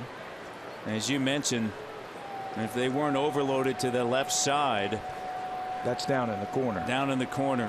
And it was almost like Lamb was in a late game situation guarding the line. Here's Pilar with a 1 away. And the pitch is up in the zone. Top of the 6th, and the Blue Jays lead 4-1. 3-run home run off of the bat of Edwin Encarnacion.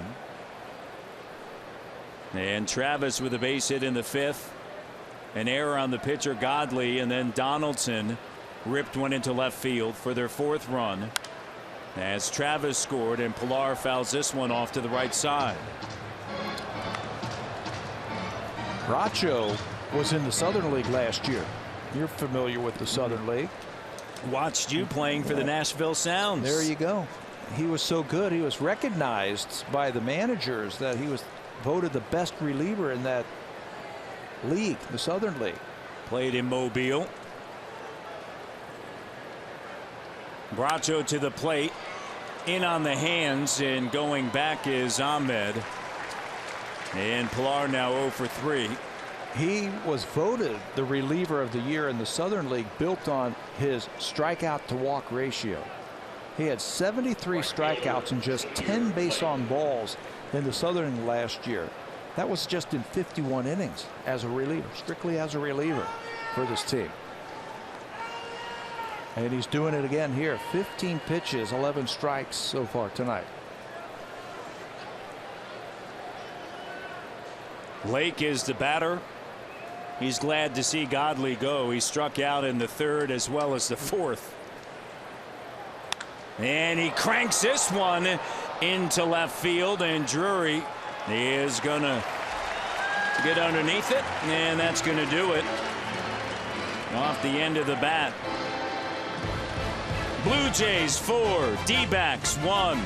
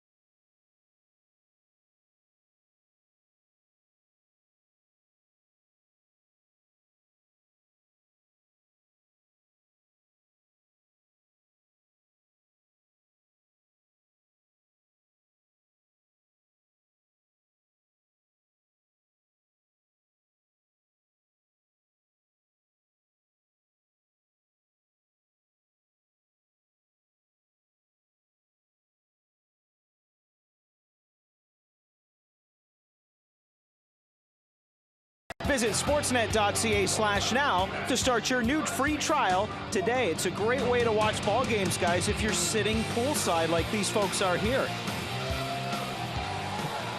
Poolside here in Phoenix at Chase Field. It's Goldschmidt, Lamb, and Castillo. Our counterparts on the other side here, the Arizona Diamondbacks TV crew, Bob Brenly and Steve Berthiaume, they did a game from out there earlier in their career. They almost fell in the pool. They said they had the seats right up next to the pool. They said they almost backed up and fell in. But tonight, look where they are tonight, out in the right center field home run deck. Having some fun out there. Enjoying themselves out there. They had some hard hats today that they took out there. Right back to Sanchez. One away here in the bottom of the 6th inning. And I asked Bob, I said, what are you taking hard hats out there for? He said, because your team's in town. They hit a lot of home runs. We're expecting a lot of balls to come up where we're sitting tonight. They've taken them off because the Blue Jays aren't hitting right now. Brenly, the manager here, when the Arizona Diamondbacks won and they beat Joe Torre's New York Yankees. Here is Jake Lamb. Well, with the microphone. Yeah, there they are, the hard hats right there. With the microphone and all the equipment around you. Falling into the pool is not necessarily what you want. No. Not a good thing. No. He said their chairs were backed up right to the edge of the pool. He said if you lean back, I would have taken a tumble into the pool. Hazard pay. Hazard pay. Here's Lamb. He's 0 for 2.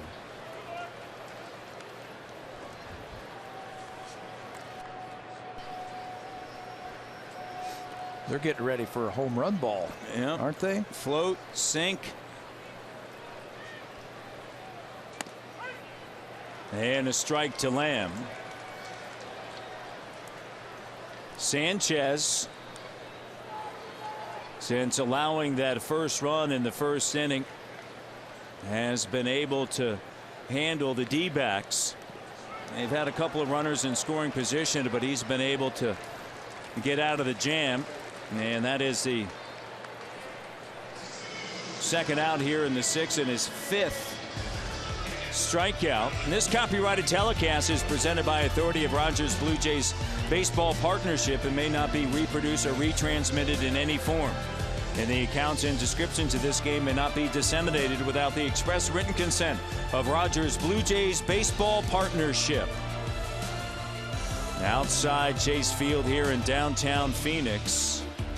And inside, Blue Jays lead 4-1. Castillo looks at it. 26,626 here on this Tuesday evening. And Sanchez, the pitch is up. Blue Jays, they've been one of the best teams in the American League on the road.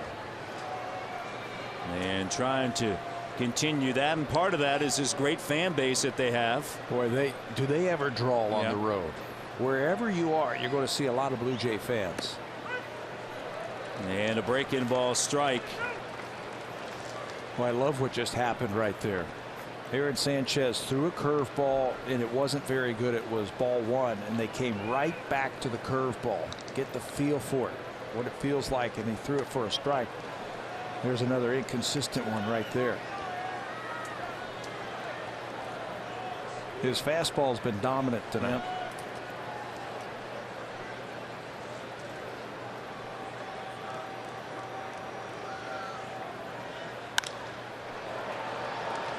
In the air to right field, and that's going to do it. Another 1, 2, 3. He's retired now 7 in a row.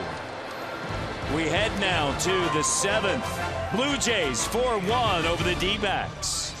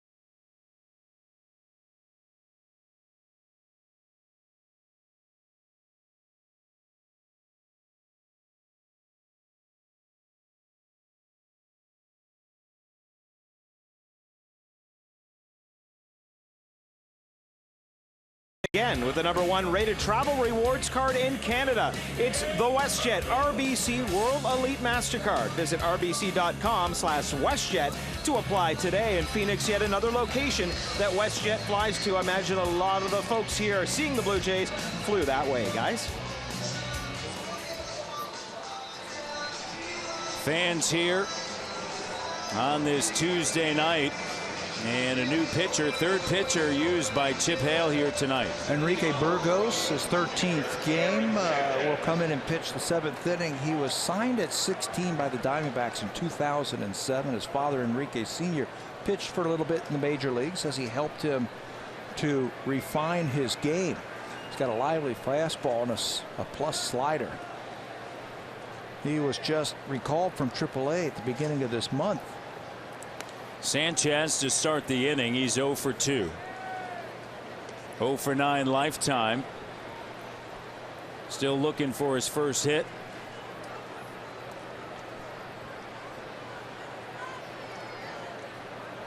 Seventh inning.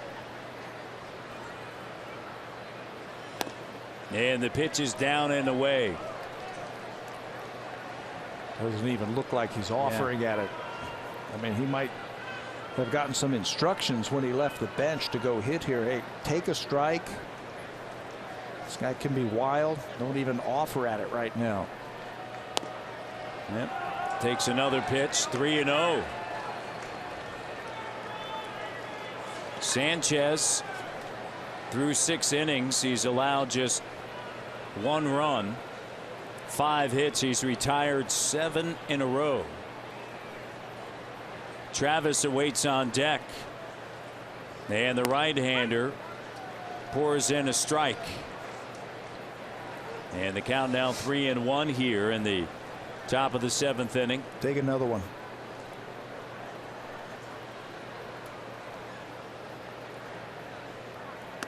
And he is, and there's strike 2.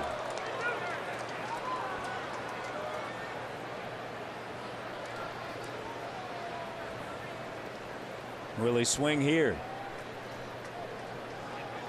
Or will he just wait to see the result? Here's a 3-2. Not swinging. It's ball 4. Work the walk, Tabby. Didn't look like he was swinging, but you'll take it now.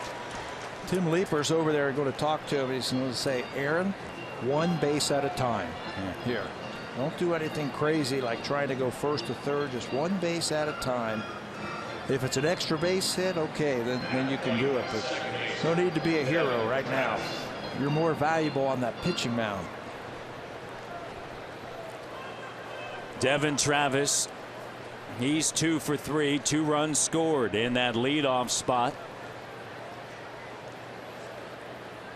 Sanchez at first, and the first pitch is in there for a strike. 89. In the last piece of instructions from Tim Leaper over there at first base, if there's a ground ball to the infielders, peel off.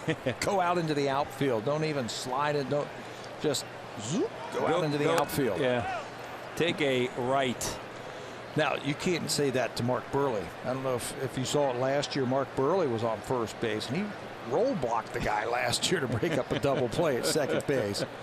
Can't do that, #1, this year. #2, you don't want to be getting yourself hurt. Well, Aaron's 9-1. You want to stay away from that. Yes. You're 24. You got time. Yeah, but tonight's not the night. No. Instructions on every pitch. Just stay close. 1 step lead over there at first. 2-1 pitch. It's grounded foul. And the count 2-2. You got the big boys coming up too. Yeah. So you don't want to take a big lead and there's a line drive and get doubled off. Here's Josh Donaldson on deck. That went Encarnacion right behind him. So 1 base at a time.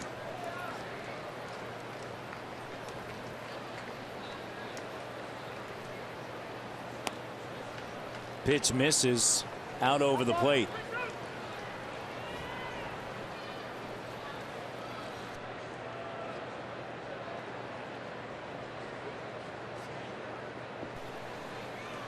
Three balls, 2 strikes.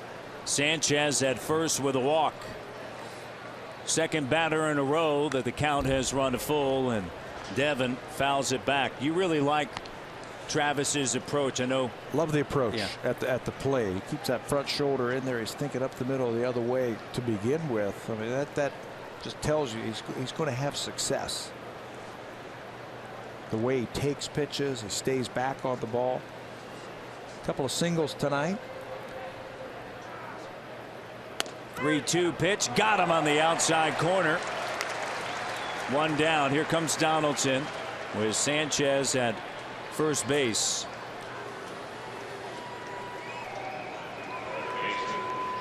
And Devin is 2 for 4.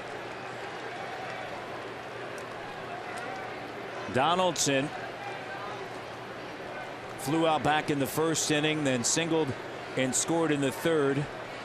A single and an RBI, scoring Travis back in the 5th inning, and the fans on their feet, the Blue Jay fans chanting MVP, and the breaking ball's in there for a strike. They want to see something special from Josh Donaldson.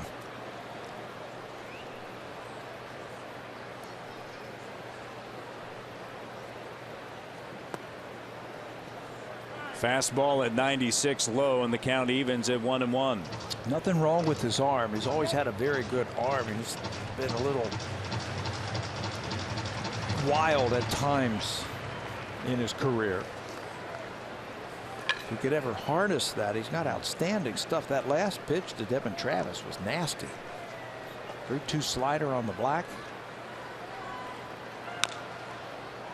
Chop foul.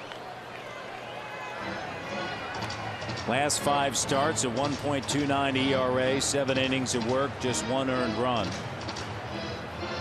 You go back to last year, he actually had a couple of saves. There's a fan for you. He's working both angles there. He's got the Blue Jays hat and the Arizona Diamondbacks t-shirt, just in case. I'm going to come away with something tonight. Here's the 1-2, down low and away. And he did, didn't he? Yeah, he did. Came up with a baseball. That's exciting. Hey, look, you got it all covered.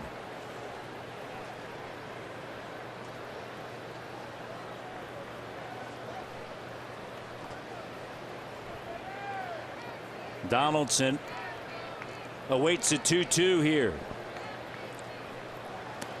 And it's down low and outside, and once again, 3rd batter in a row that the count has run full.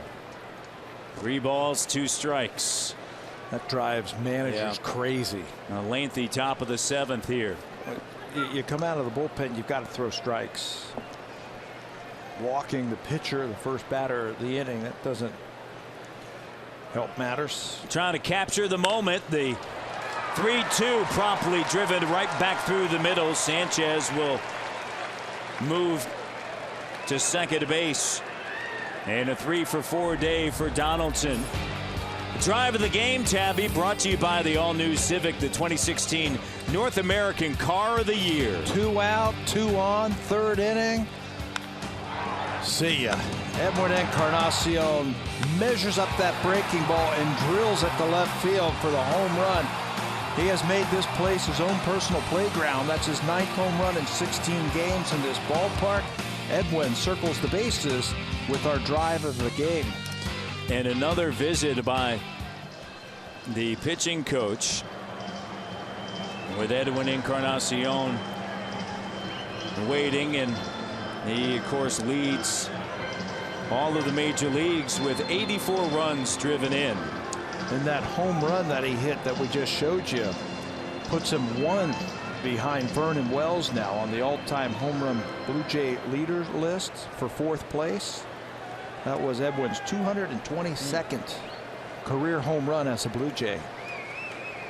His 2nd home run of this road trip. Runners at first and second. Sanchez back at second base, in the first pitch, a swing and a miss. Jays are 2 for 2 with runners in scoring position. Diamondbacks, they have struggled in that same category. here tonight, but that has been an issue throughout this season as Edwin is now down to the count quickly after 2 pitches, 0-2. A couple of hanging breaking balls that he just missed, fouled straight back. Would love to see him unload another one now where Aaron can just jog around the bases. I think he felt he missed one in the first. He got one in the third, and then he missed one once again in the fifth. Hit one off the end of the bat deep to left field, and he just missed a couple of hanging breaking balls. Sanchez, the all-star at second. All-star Donaldson at first, and the all-star in the batter's box, Encarnacion, and wasn't biting in the count of 1-2. Top of the 7th inning. 4 runs, 8 hits, 3 of them by Donaldson. And when you see those numbers with Toronto here at Chase Field, 12 for 24, 8 bombs, and 15 runs driven in.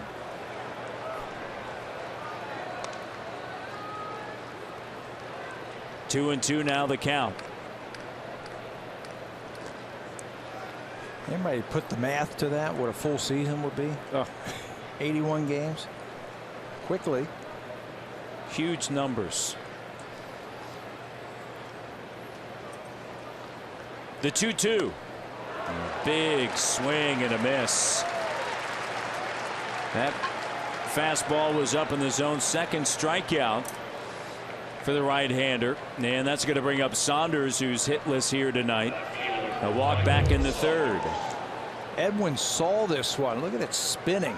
He sees it, but then it gets right by him, just up over the bat. There goes. You can see he's got a pretty good arm. A couple of strikeouts, but a walk and a single. Sanchez at second. Donaldson at first. Saunders the batter. And Burgos to the plate. And a first pitch strike. Trying to settle in here is a right-hander.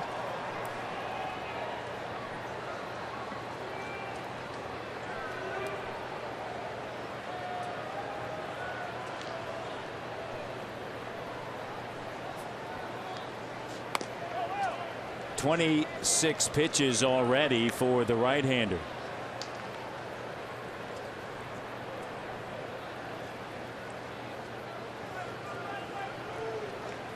Leadoff walk. That's Sanchez at second. Saunders awaits. And the pitch high and outside after striking out Encarnacion. D-backs are hoping he finally found his groove. But now down to the count to Saunders. Excellent opportunity right here for Michael to drive in a run. Think left center field. Hitless right now on this road trip is Saunders. And the pitch misses. Coming back from a great weekend or a great week in San Diego.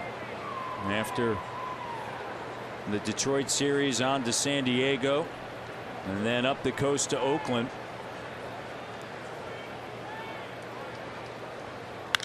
And this one hit in the air to left field and moving over toward the line and moving back is Drury, and that's going to do it.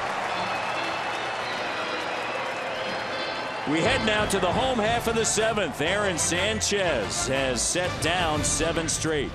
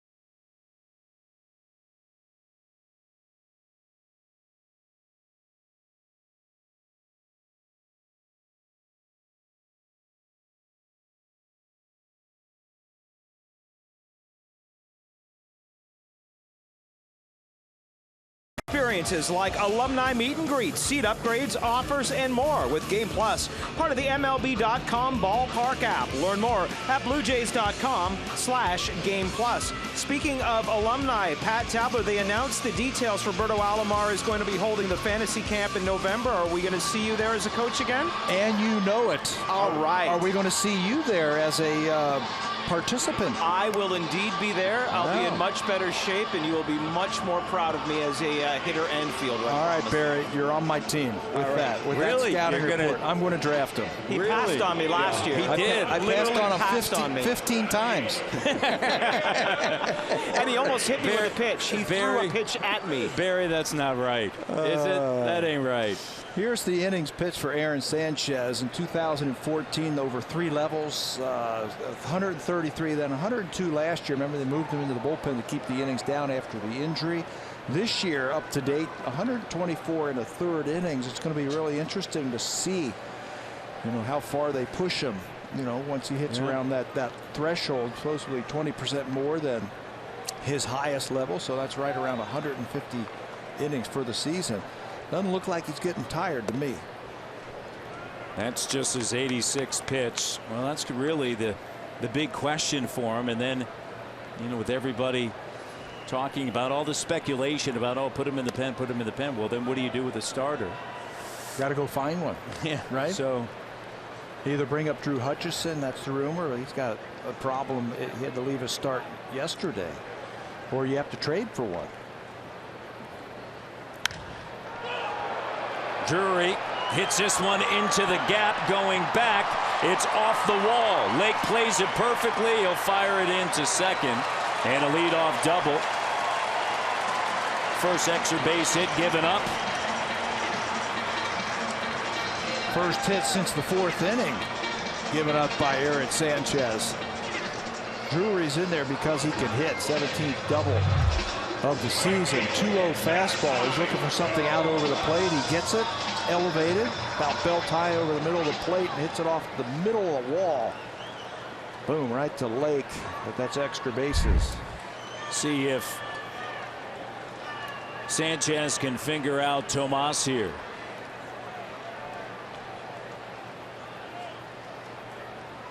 He's 2 for 2 in on the hands and foul back.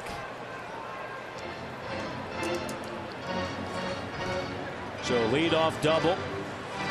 Nobody out here in the 7th. Bullpen begins to work for the Blue Jays. Sanchez this season on the road, he's been so successful. 6-0 with a 2.20 ERA. And Tomas swings through it. And behind the count 0-2. Opponents hitting just .213 against the right-hander. Blue Jays with a 3-run lead.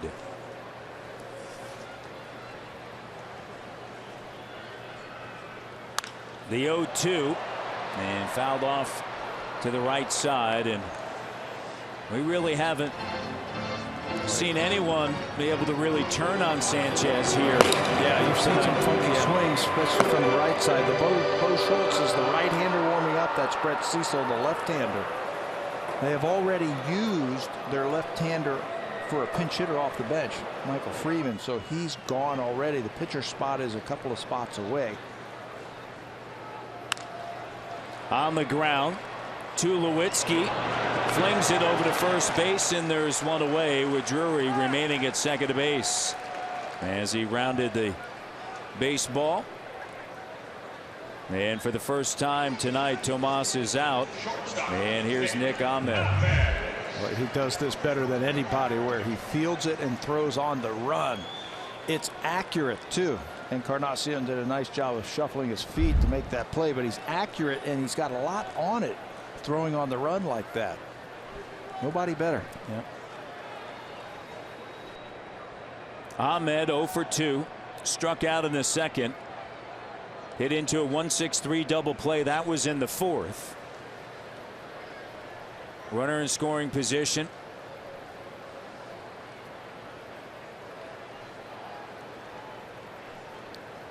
That is Ricky Weeks Jr., who's picked up a bat. He will hit for the pitcher. Next, we have 4 players on their bench, 3 right-handers and 1 left-hander. They've already used the left-hander, Freeman. That was back in the 5th inning. He flew out to center field to begin the 5th. So now John Gibbons can use his relievers because he knows there's only righties left on the bench. He can use them the way he wants to get the better matchup. Sanchez back of the mound, now to the rosin. The only run he allowed, that was in the bottom of the 1st inning. Segura singled to start the bottom of the 1st inning and later scored on a ground out off the bat of Goldschmidt. Chopper left side, Donaldson. 2 away. Boy, what a play. Yep. Right there. You know, you expect those plays to be made by big leaguers, but that's a tough play. It's an in-between hop, and he's got to charge it. Makes it cleanly, and then over to first base to get the second out. Back in the 3rd inning, Aaron Sanchez gave up 2 hits to start the inning, and then buckled down, got the next 3 guys, and they haven't even threatened him until this inning since then. That's how good he has been. Sanchez will face Weeks.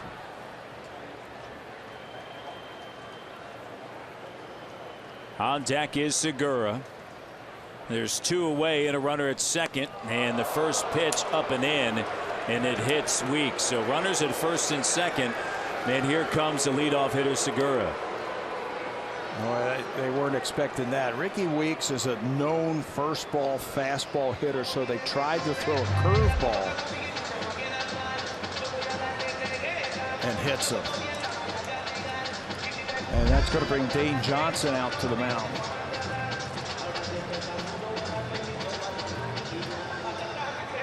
Got to hurry up. You only have 30 seconds to deliver your message. He's got about 10 seconds left.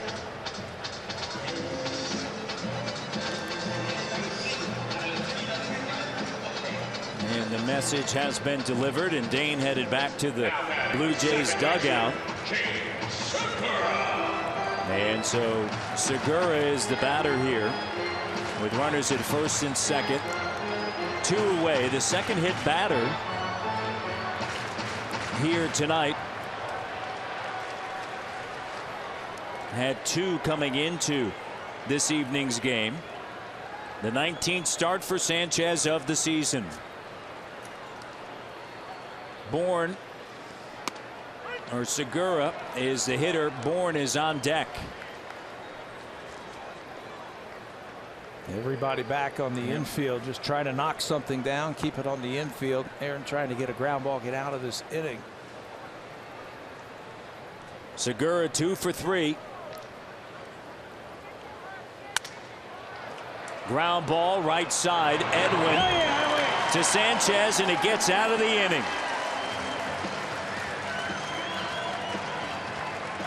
To the right side, and Sanchez covering the bag. 98 pitches for Sanchez. Russell Martin, Troy Tulowitzki, and Kevin Pillar coming up as we move to the 8th.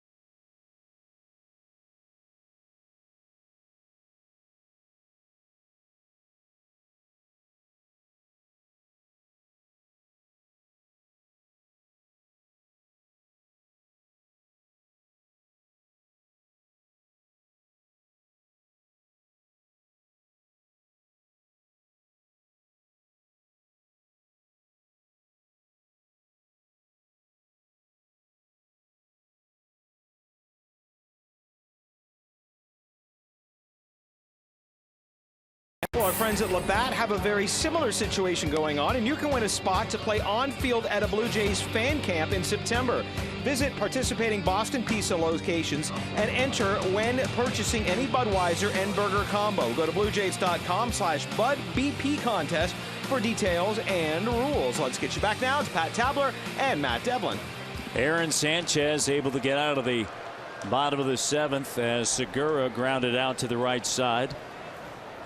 Brandon Drury a lead-off double to begin the 7th inning.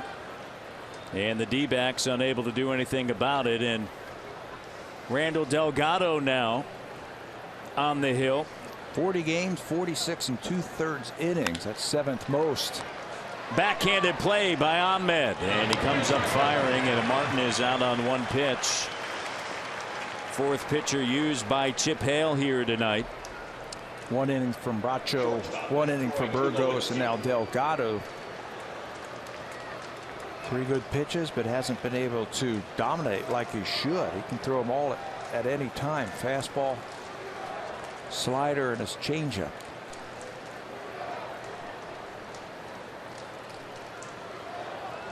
Chance of 2 low, and the fastball 94 is low. 2 low, 1 for 3.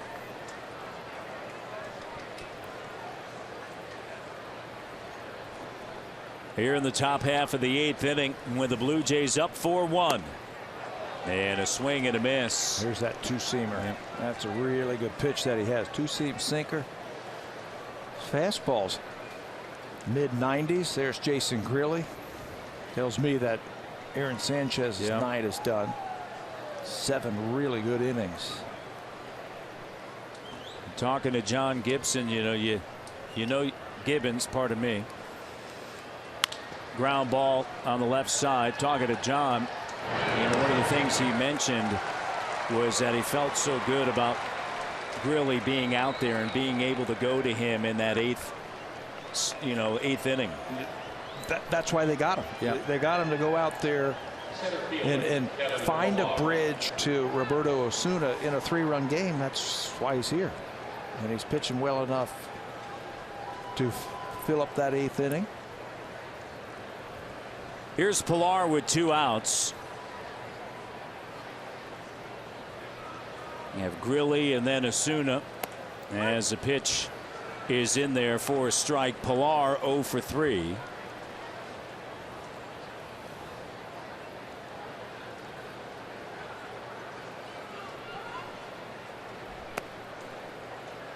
And down low and away, and the count now even at 1-1. Over the last 12 games, Blue Jays 9-3, outscoring opponents 79-38. And their record since May 25th, 2nd best in the bigs. As Pilar fouls that one off. That's why some of those losses in Oakland really hurt. They scored 7 runs early in that first game in Oakland.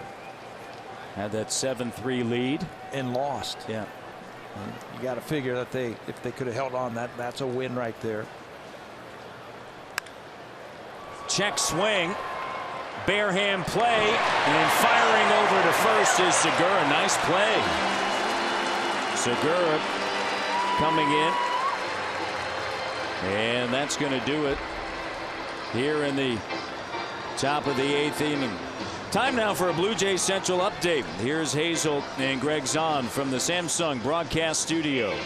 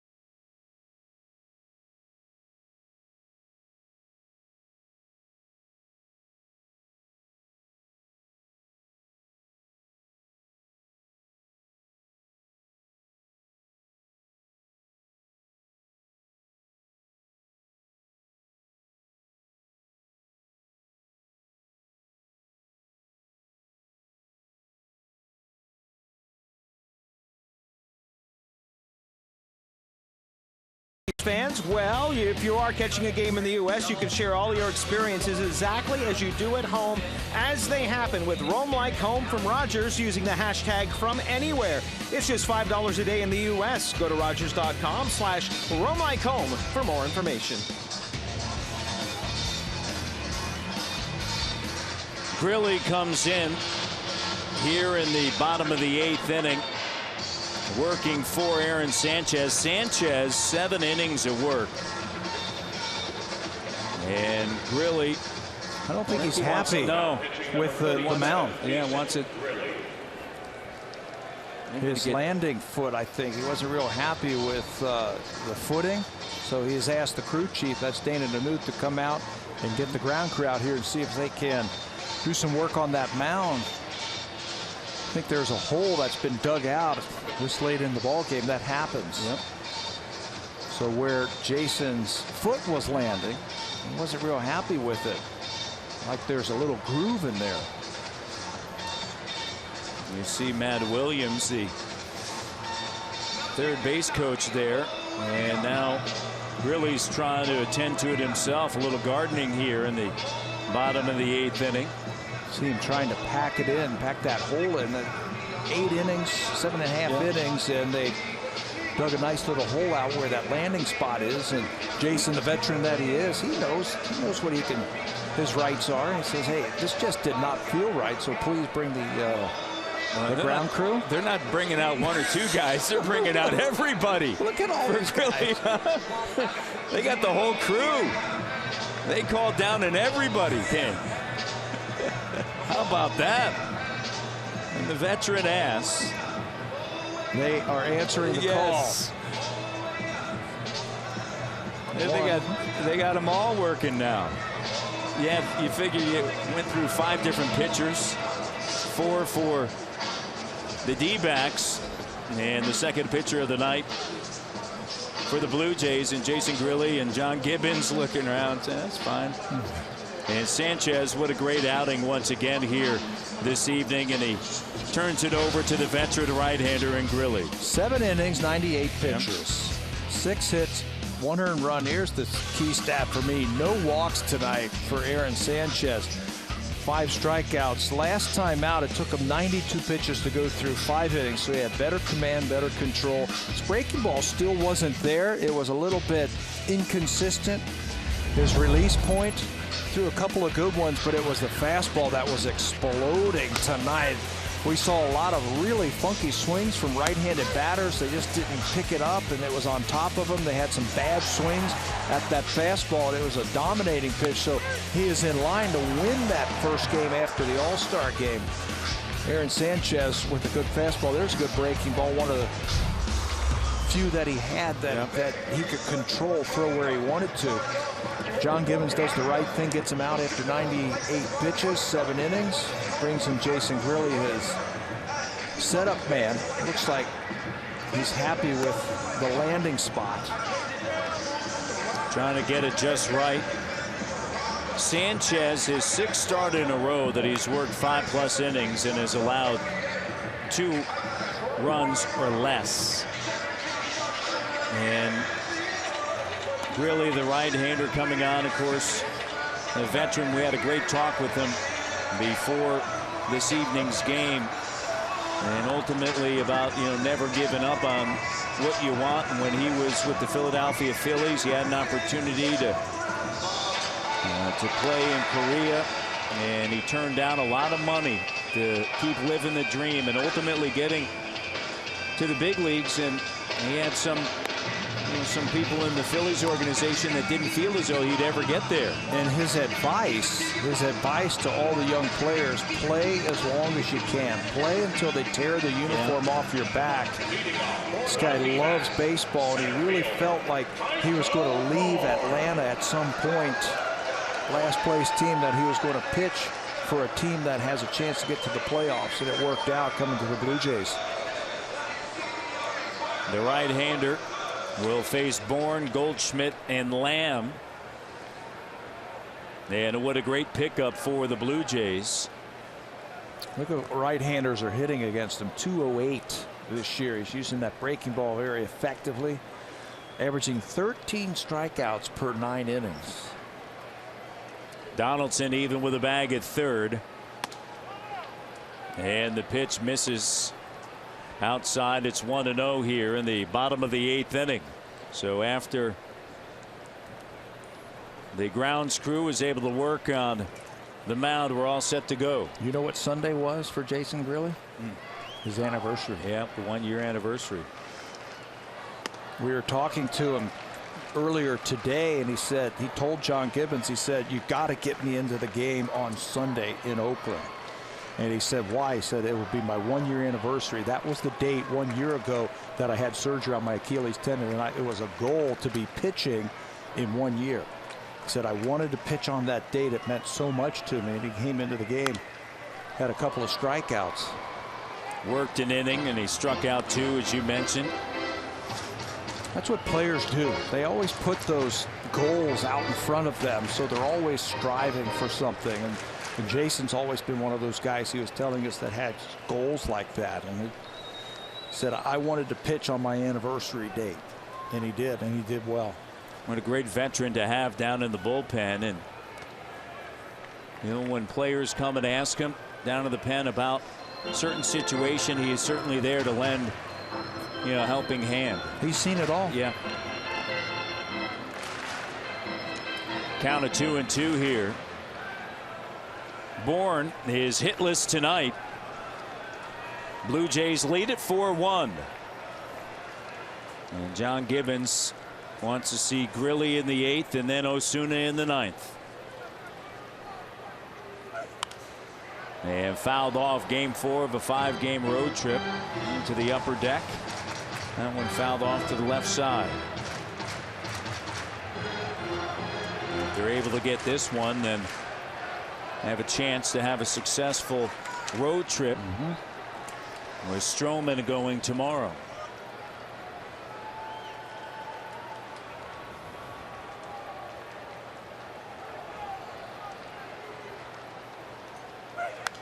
The 2-2, and Bourne stays alive.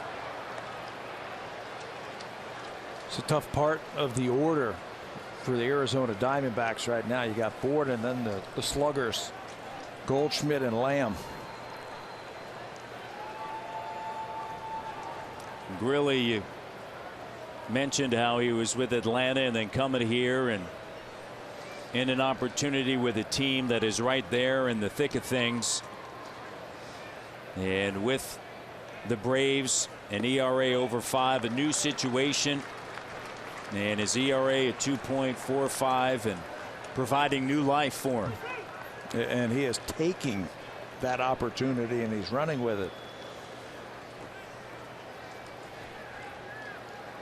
Hit that first batter of the inning right here. Michael Bourne has been a tough out.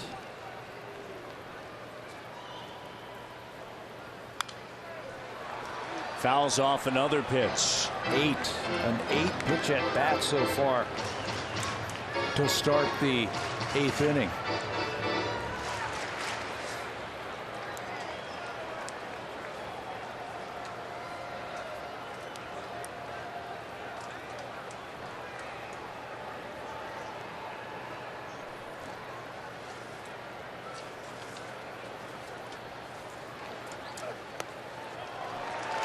And a leadoff walk here in the bottom of the 8th inning.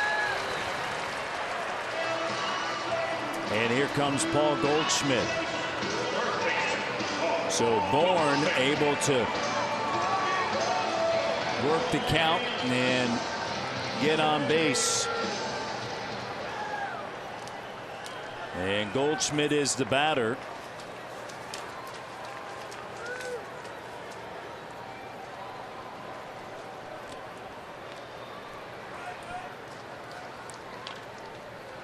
Goldschmidt 0 for 3 against Sanchez. He fouls this one off to the right side.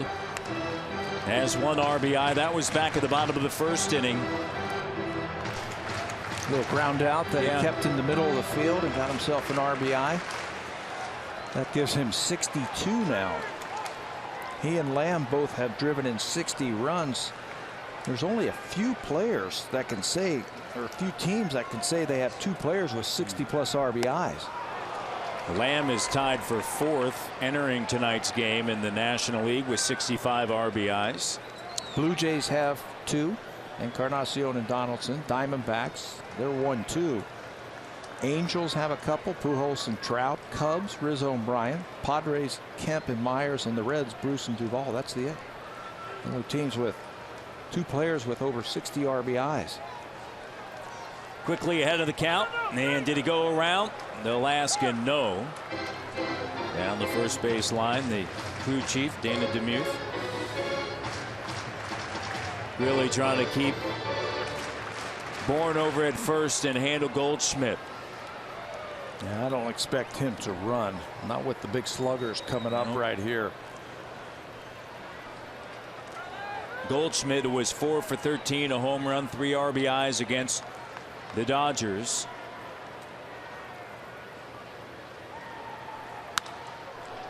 And a ground ball out at second, on to first, and Grilli gets exactly what he needs, a 4-6-3 double play. Boy, you're not kidding. Leadoff walk, a tough at bat by Michael Bourne, and then you got one of the best hitters in the National League coming up, and it's a tailor-made double play. 4-6-3. Travis to Tulowitzki. Tulo does all the rest. Again, nobody throws better on the run than Tulo. And a big double play for the Blue Jays. So 2 away here in the home half of the 8th inning, and that's going to bring up Jake Lamb. Lamb's been silent tonight, and he's 0 for 3, a ground out, a fly out, and then struck out against Sanchez.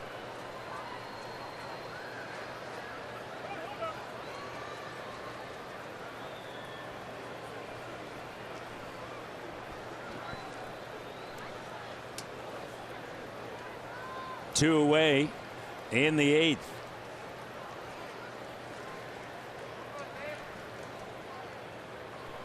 Grilli from the belt, and the breaking ball down and in.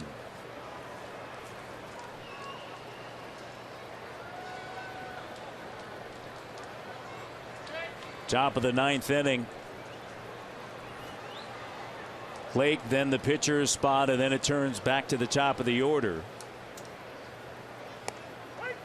And there's a strike at the count of 1-1. Lamb came in after a scorching series against the Dodgers. 7 for 12, but the Blue Jays have handled them up to this point. Batting average slipped under 300 against Sanchez. He's at 299 right now. A 25-year-old, not an all-star, but some big numbers. 21 home runs, as I mentioned, 65 RBIs and 21 doubles. That leads the team.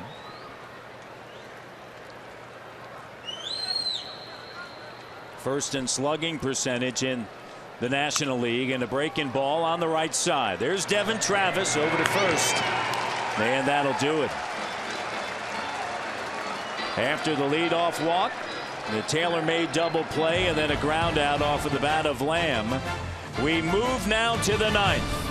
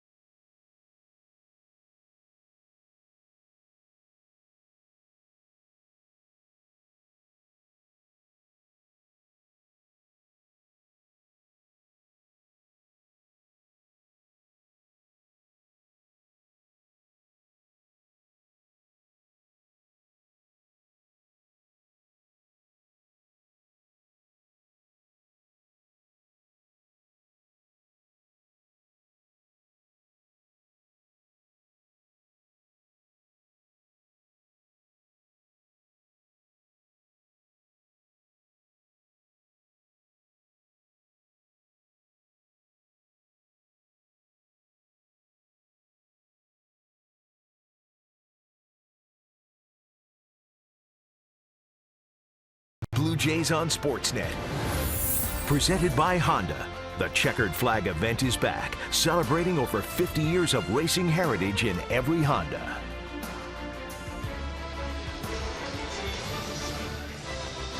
Inside Chase Field, Diamondbacks trail 4-1 to the Blue Jays, and the fifth pitcher employed by Chip Hale tonight. Smoke is on deck. It's Lake. Then the pinch hitter, Smoke, in the batter's box, and then back to the top of the order in Travis here.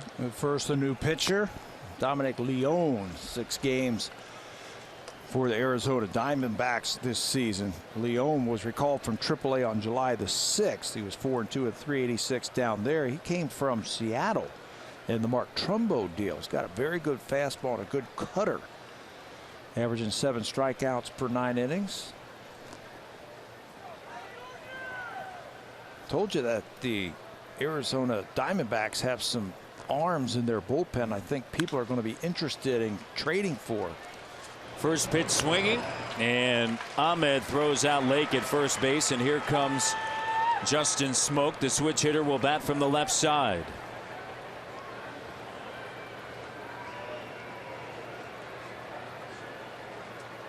Pinch hitting for Jason Grilli, number 14, Justin Smoke. So Grilli worked that 8th inning, and then it's going to be Osuna, as you would expect, in the 9th. That Greinke in the house on the disabled list with an oblique strain. Injured warming up in the 3rd inning, as that one's off of the glove of Castillo on June 28th against the Philadelphia Phillies. He's 10-3 on the year. And were you surprised he signed here? yeah, a little bit. You? Yes. I was definitely surprised. So much success in Los Angeles with the Dodgers, but a huge contract. I think Arizona felt that they were close, and that just has not been the case. Tony La Russa, the chief baseball officer. Dave Stewart, the senior VP and general manager. There's Roberto Osuna getting set. La Russa's in his 2nd full season with the D-backs. There he is, the Hall of Famer. 3rd all-time most managerial wins in baseball history is Tony La Russa. Connie Mack, John McGraw, Tony La Russa, Bobby Cox, Joe Torre. There you go. There you go. That's why they're in the Hall of Fame, my man. All of them, all 3 of them.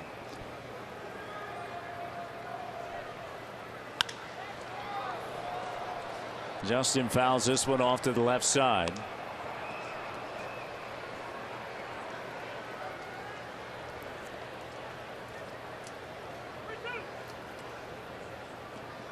And Dave Stewart said earlier today, not done dealing. They want to go out and do a few things. They started today 17 games back in the NL West. Just 17-33 here at home. Interestingly enough, they've handled 1-run games, or 11-11 in 1-run games. Now, Blue Jays are 9-17.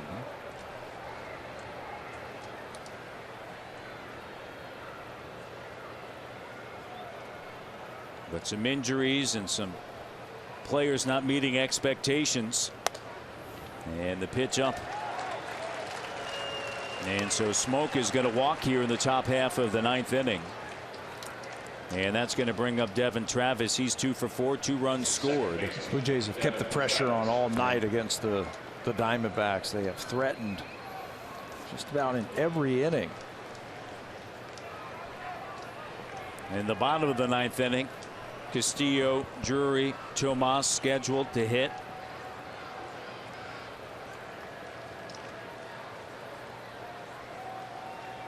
Just getting some of the paperwork situated.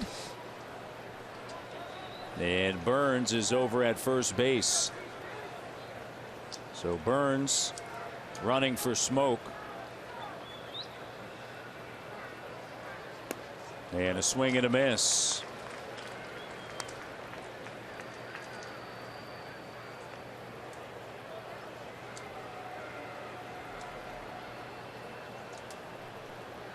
Andy Burns takes a lead at first. And checking in over at first, and it gets away from Goldschmidt.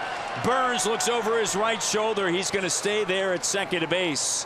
Didn't make a big turn.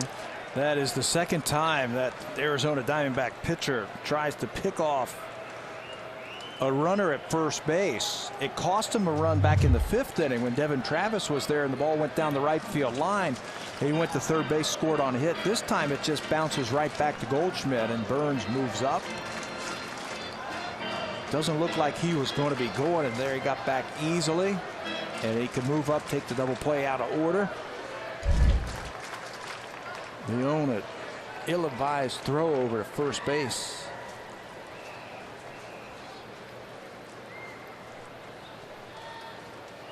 E1. So runner in scoring position for the Blue Jays. And Travis awaits, and the pitch is low, gets away from Castillo. And now all the way over to third is Burns. We'll see how they score that one. That looked like a catchable ball right there for Wellington Castillo. It just didn't get down enough. I heard wild pitch. Yes. But I don't agree with that. One more time. Stayed down on him. That's a blockable ball. Now the infield has to come in.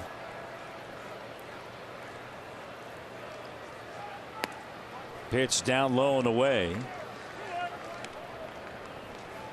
A 1-out walk, an error, and a wild pitch. And over at third is Burns. Justin Smoke, the pinch hitter for Grilly. Donaldson awaits. And then Encarnacion off the end of the bat. No play at home, and now hustling over is Goldschmidt to get Devin Travis. Travis is going to get an RBI. That's why you put Andy Burns into the ball game right there. You're going to run the contact play. Now think about it. The Blue Jays didn't even make contact with the baseball, and they've got a runner at third base and less than 2 outs. So they can run the contact play.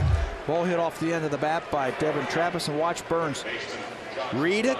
Breaks on contact. It helped that the pitcher got in the way of Paul Goldschmidt, but the Blue Jays manufacture a run with some speed. 23rd RBI of the season for Travis, and the pitch is up. Not a save situation for Osuna now. 5-1 here in the top half of the 9th. Think about that. Blue Jays never even made contact with the baseball. They've got a runner at third base. A walk, an error, a wild pitch, and then a ground ball chopper to the right side, and nearly a collision. That's Bo Schultz, who is now up. You just mentioned it's not a save situation. We'll see how the Blue Jays play it. Donaldson, a 3-hit night, and this one fouled right back our way. A single and a run scored, a single and an RBI, and last time up in the 7th, a single back through the middle. Average up to 307. Blue Jays lead 5-1. Outfield straight away and deep. Donaldson can do some damage, and the 1-2 check swing and fouled off. Did that ball bounce? Like it might have bounced first. I think that's what he is asking the home plate umpire, if that ball bounced. A little bit of a smile from Josh. It one more time. Curveball in the dirt. It bounced and then off the bat. If he swings at that and bounces and gets a base hit, he can get a base hit. It's not a dead ball. The 1-2 fastball fouled right back. You ever see that? You ever see a pitcher bounce a ball and the guy swing at it and get a base hit? Get a base hit. You? Oh yeah. Yeah. Oh yeah. Jose Cruz. Jose Cruz. Vladimir Guerrero. Vladimir Guerrero. Yeah. Chop back of the third base bag, and the long throw to first pulls Goldschmidt off. But Lamb able to get that out there. And that ends the top of the ninth inning. We go to the bottom of the ninth inning. Roberto Osuna. It appears as though he'll be entering the game. It's 5-1 Jays.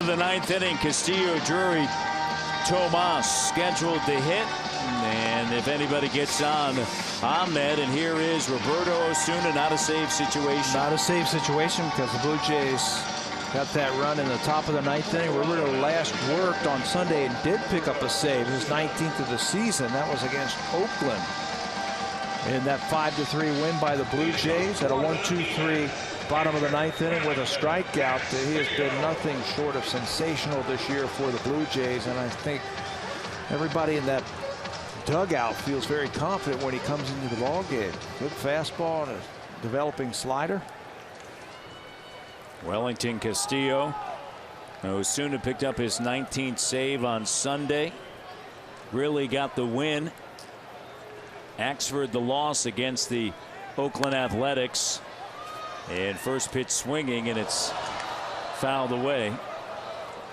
Castillo 0 for 2, and he was hit by a pitch in the fourth. Jays up 5-1.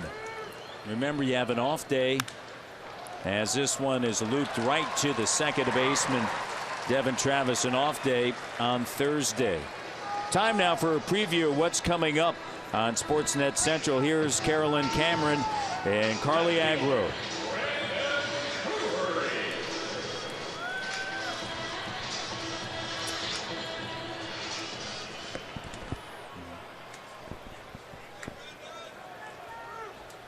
Two outs to go here, and the Blue Jays, with the Yankees helping out here, along with the Red Sox, inching closer to Baltimore.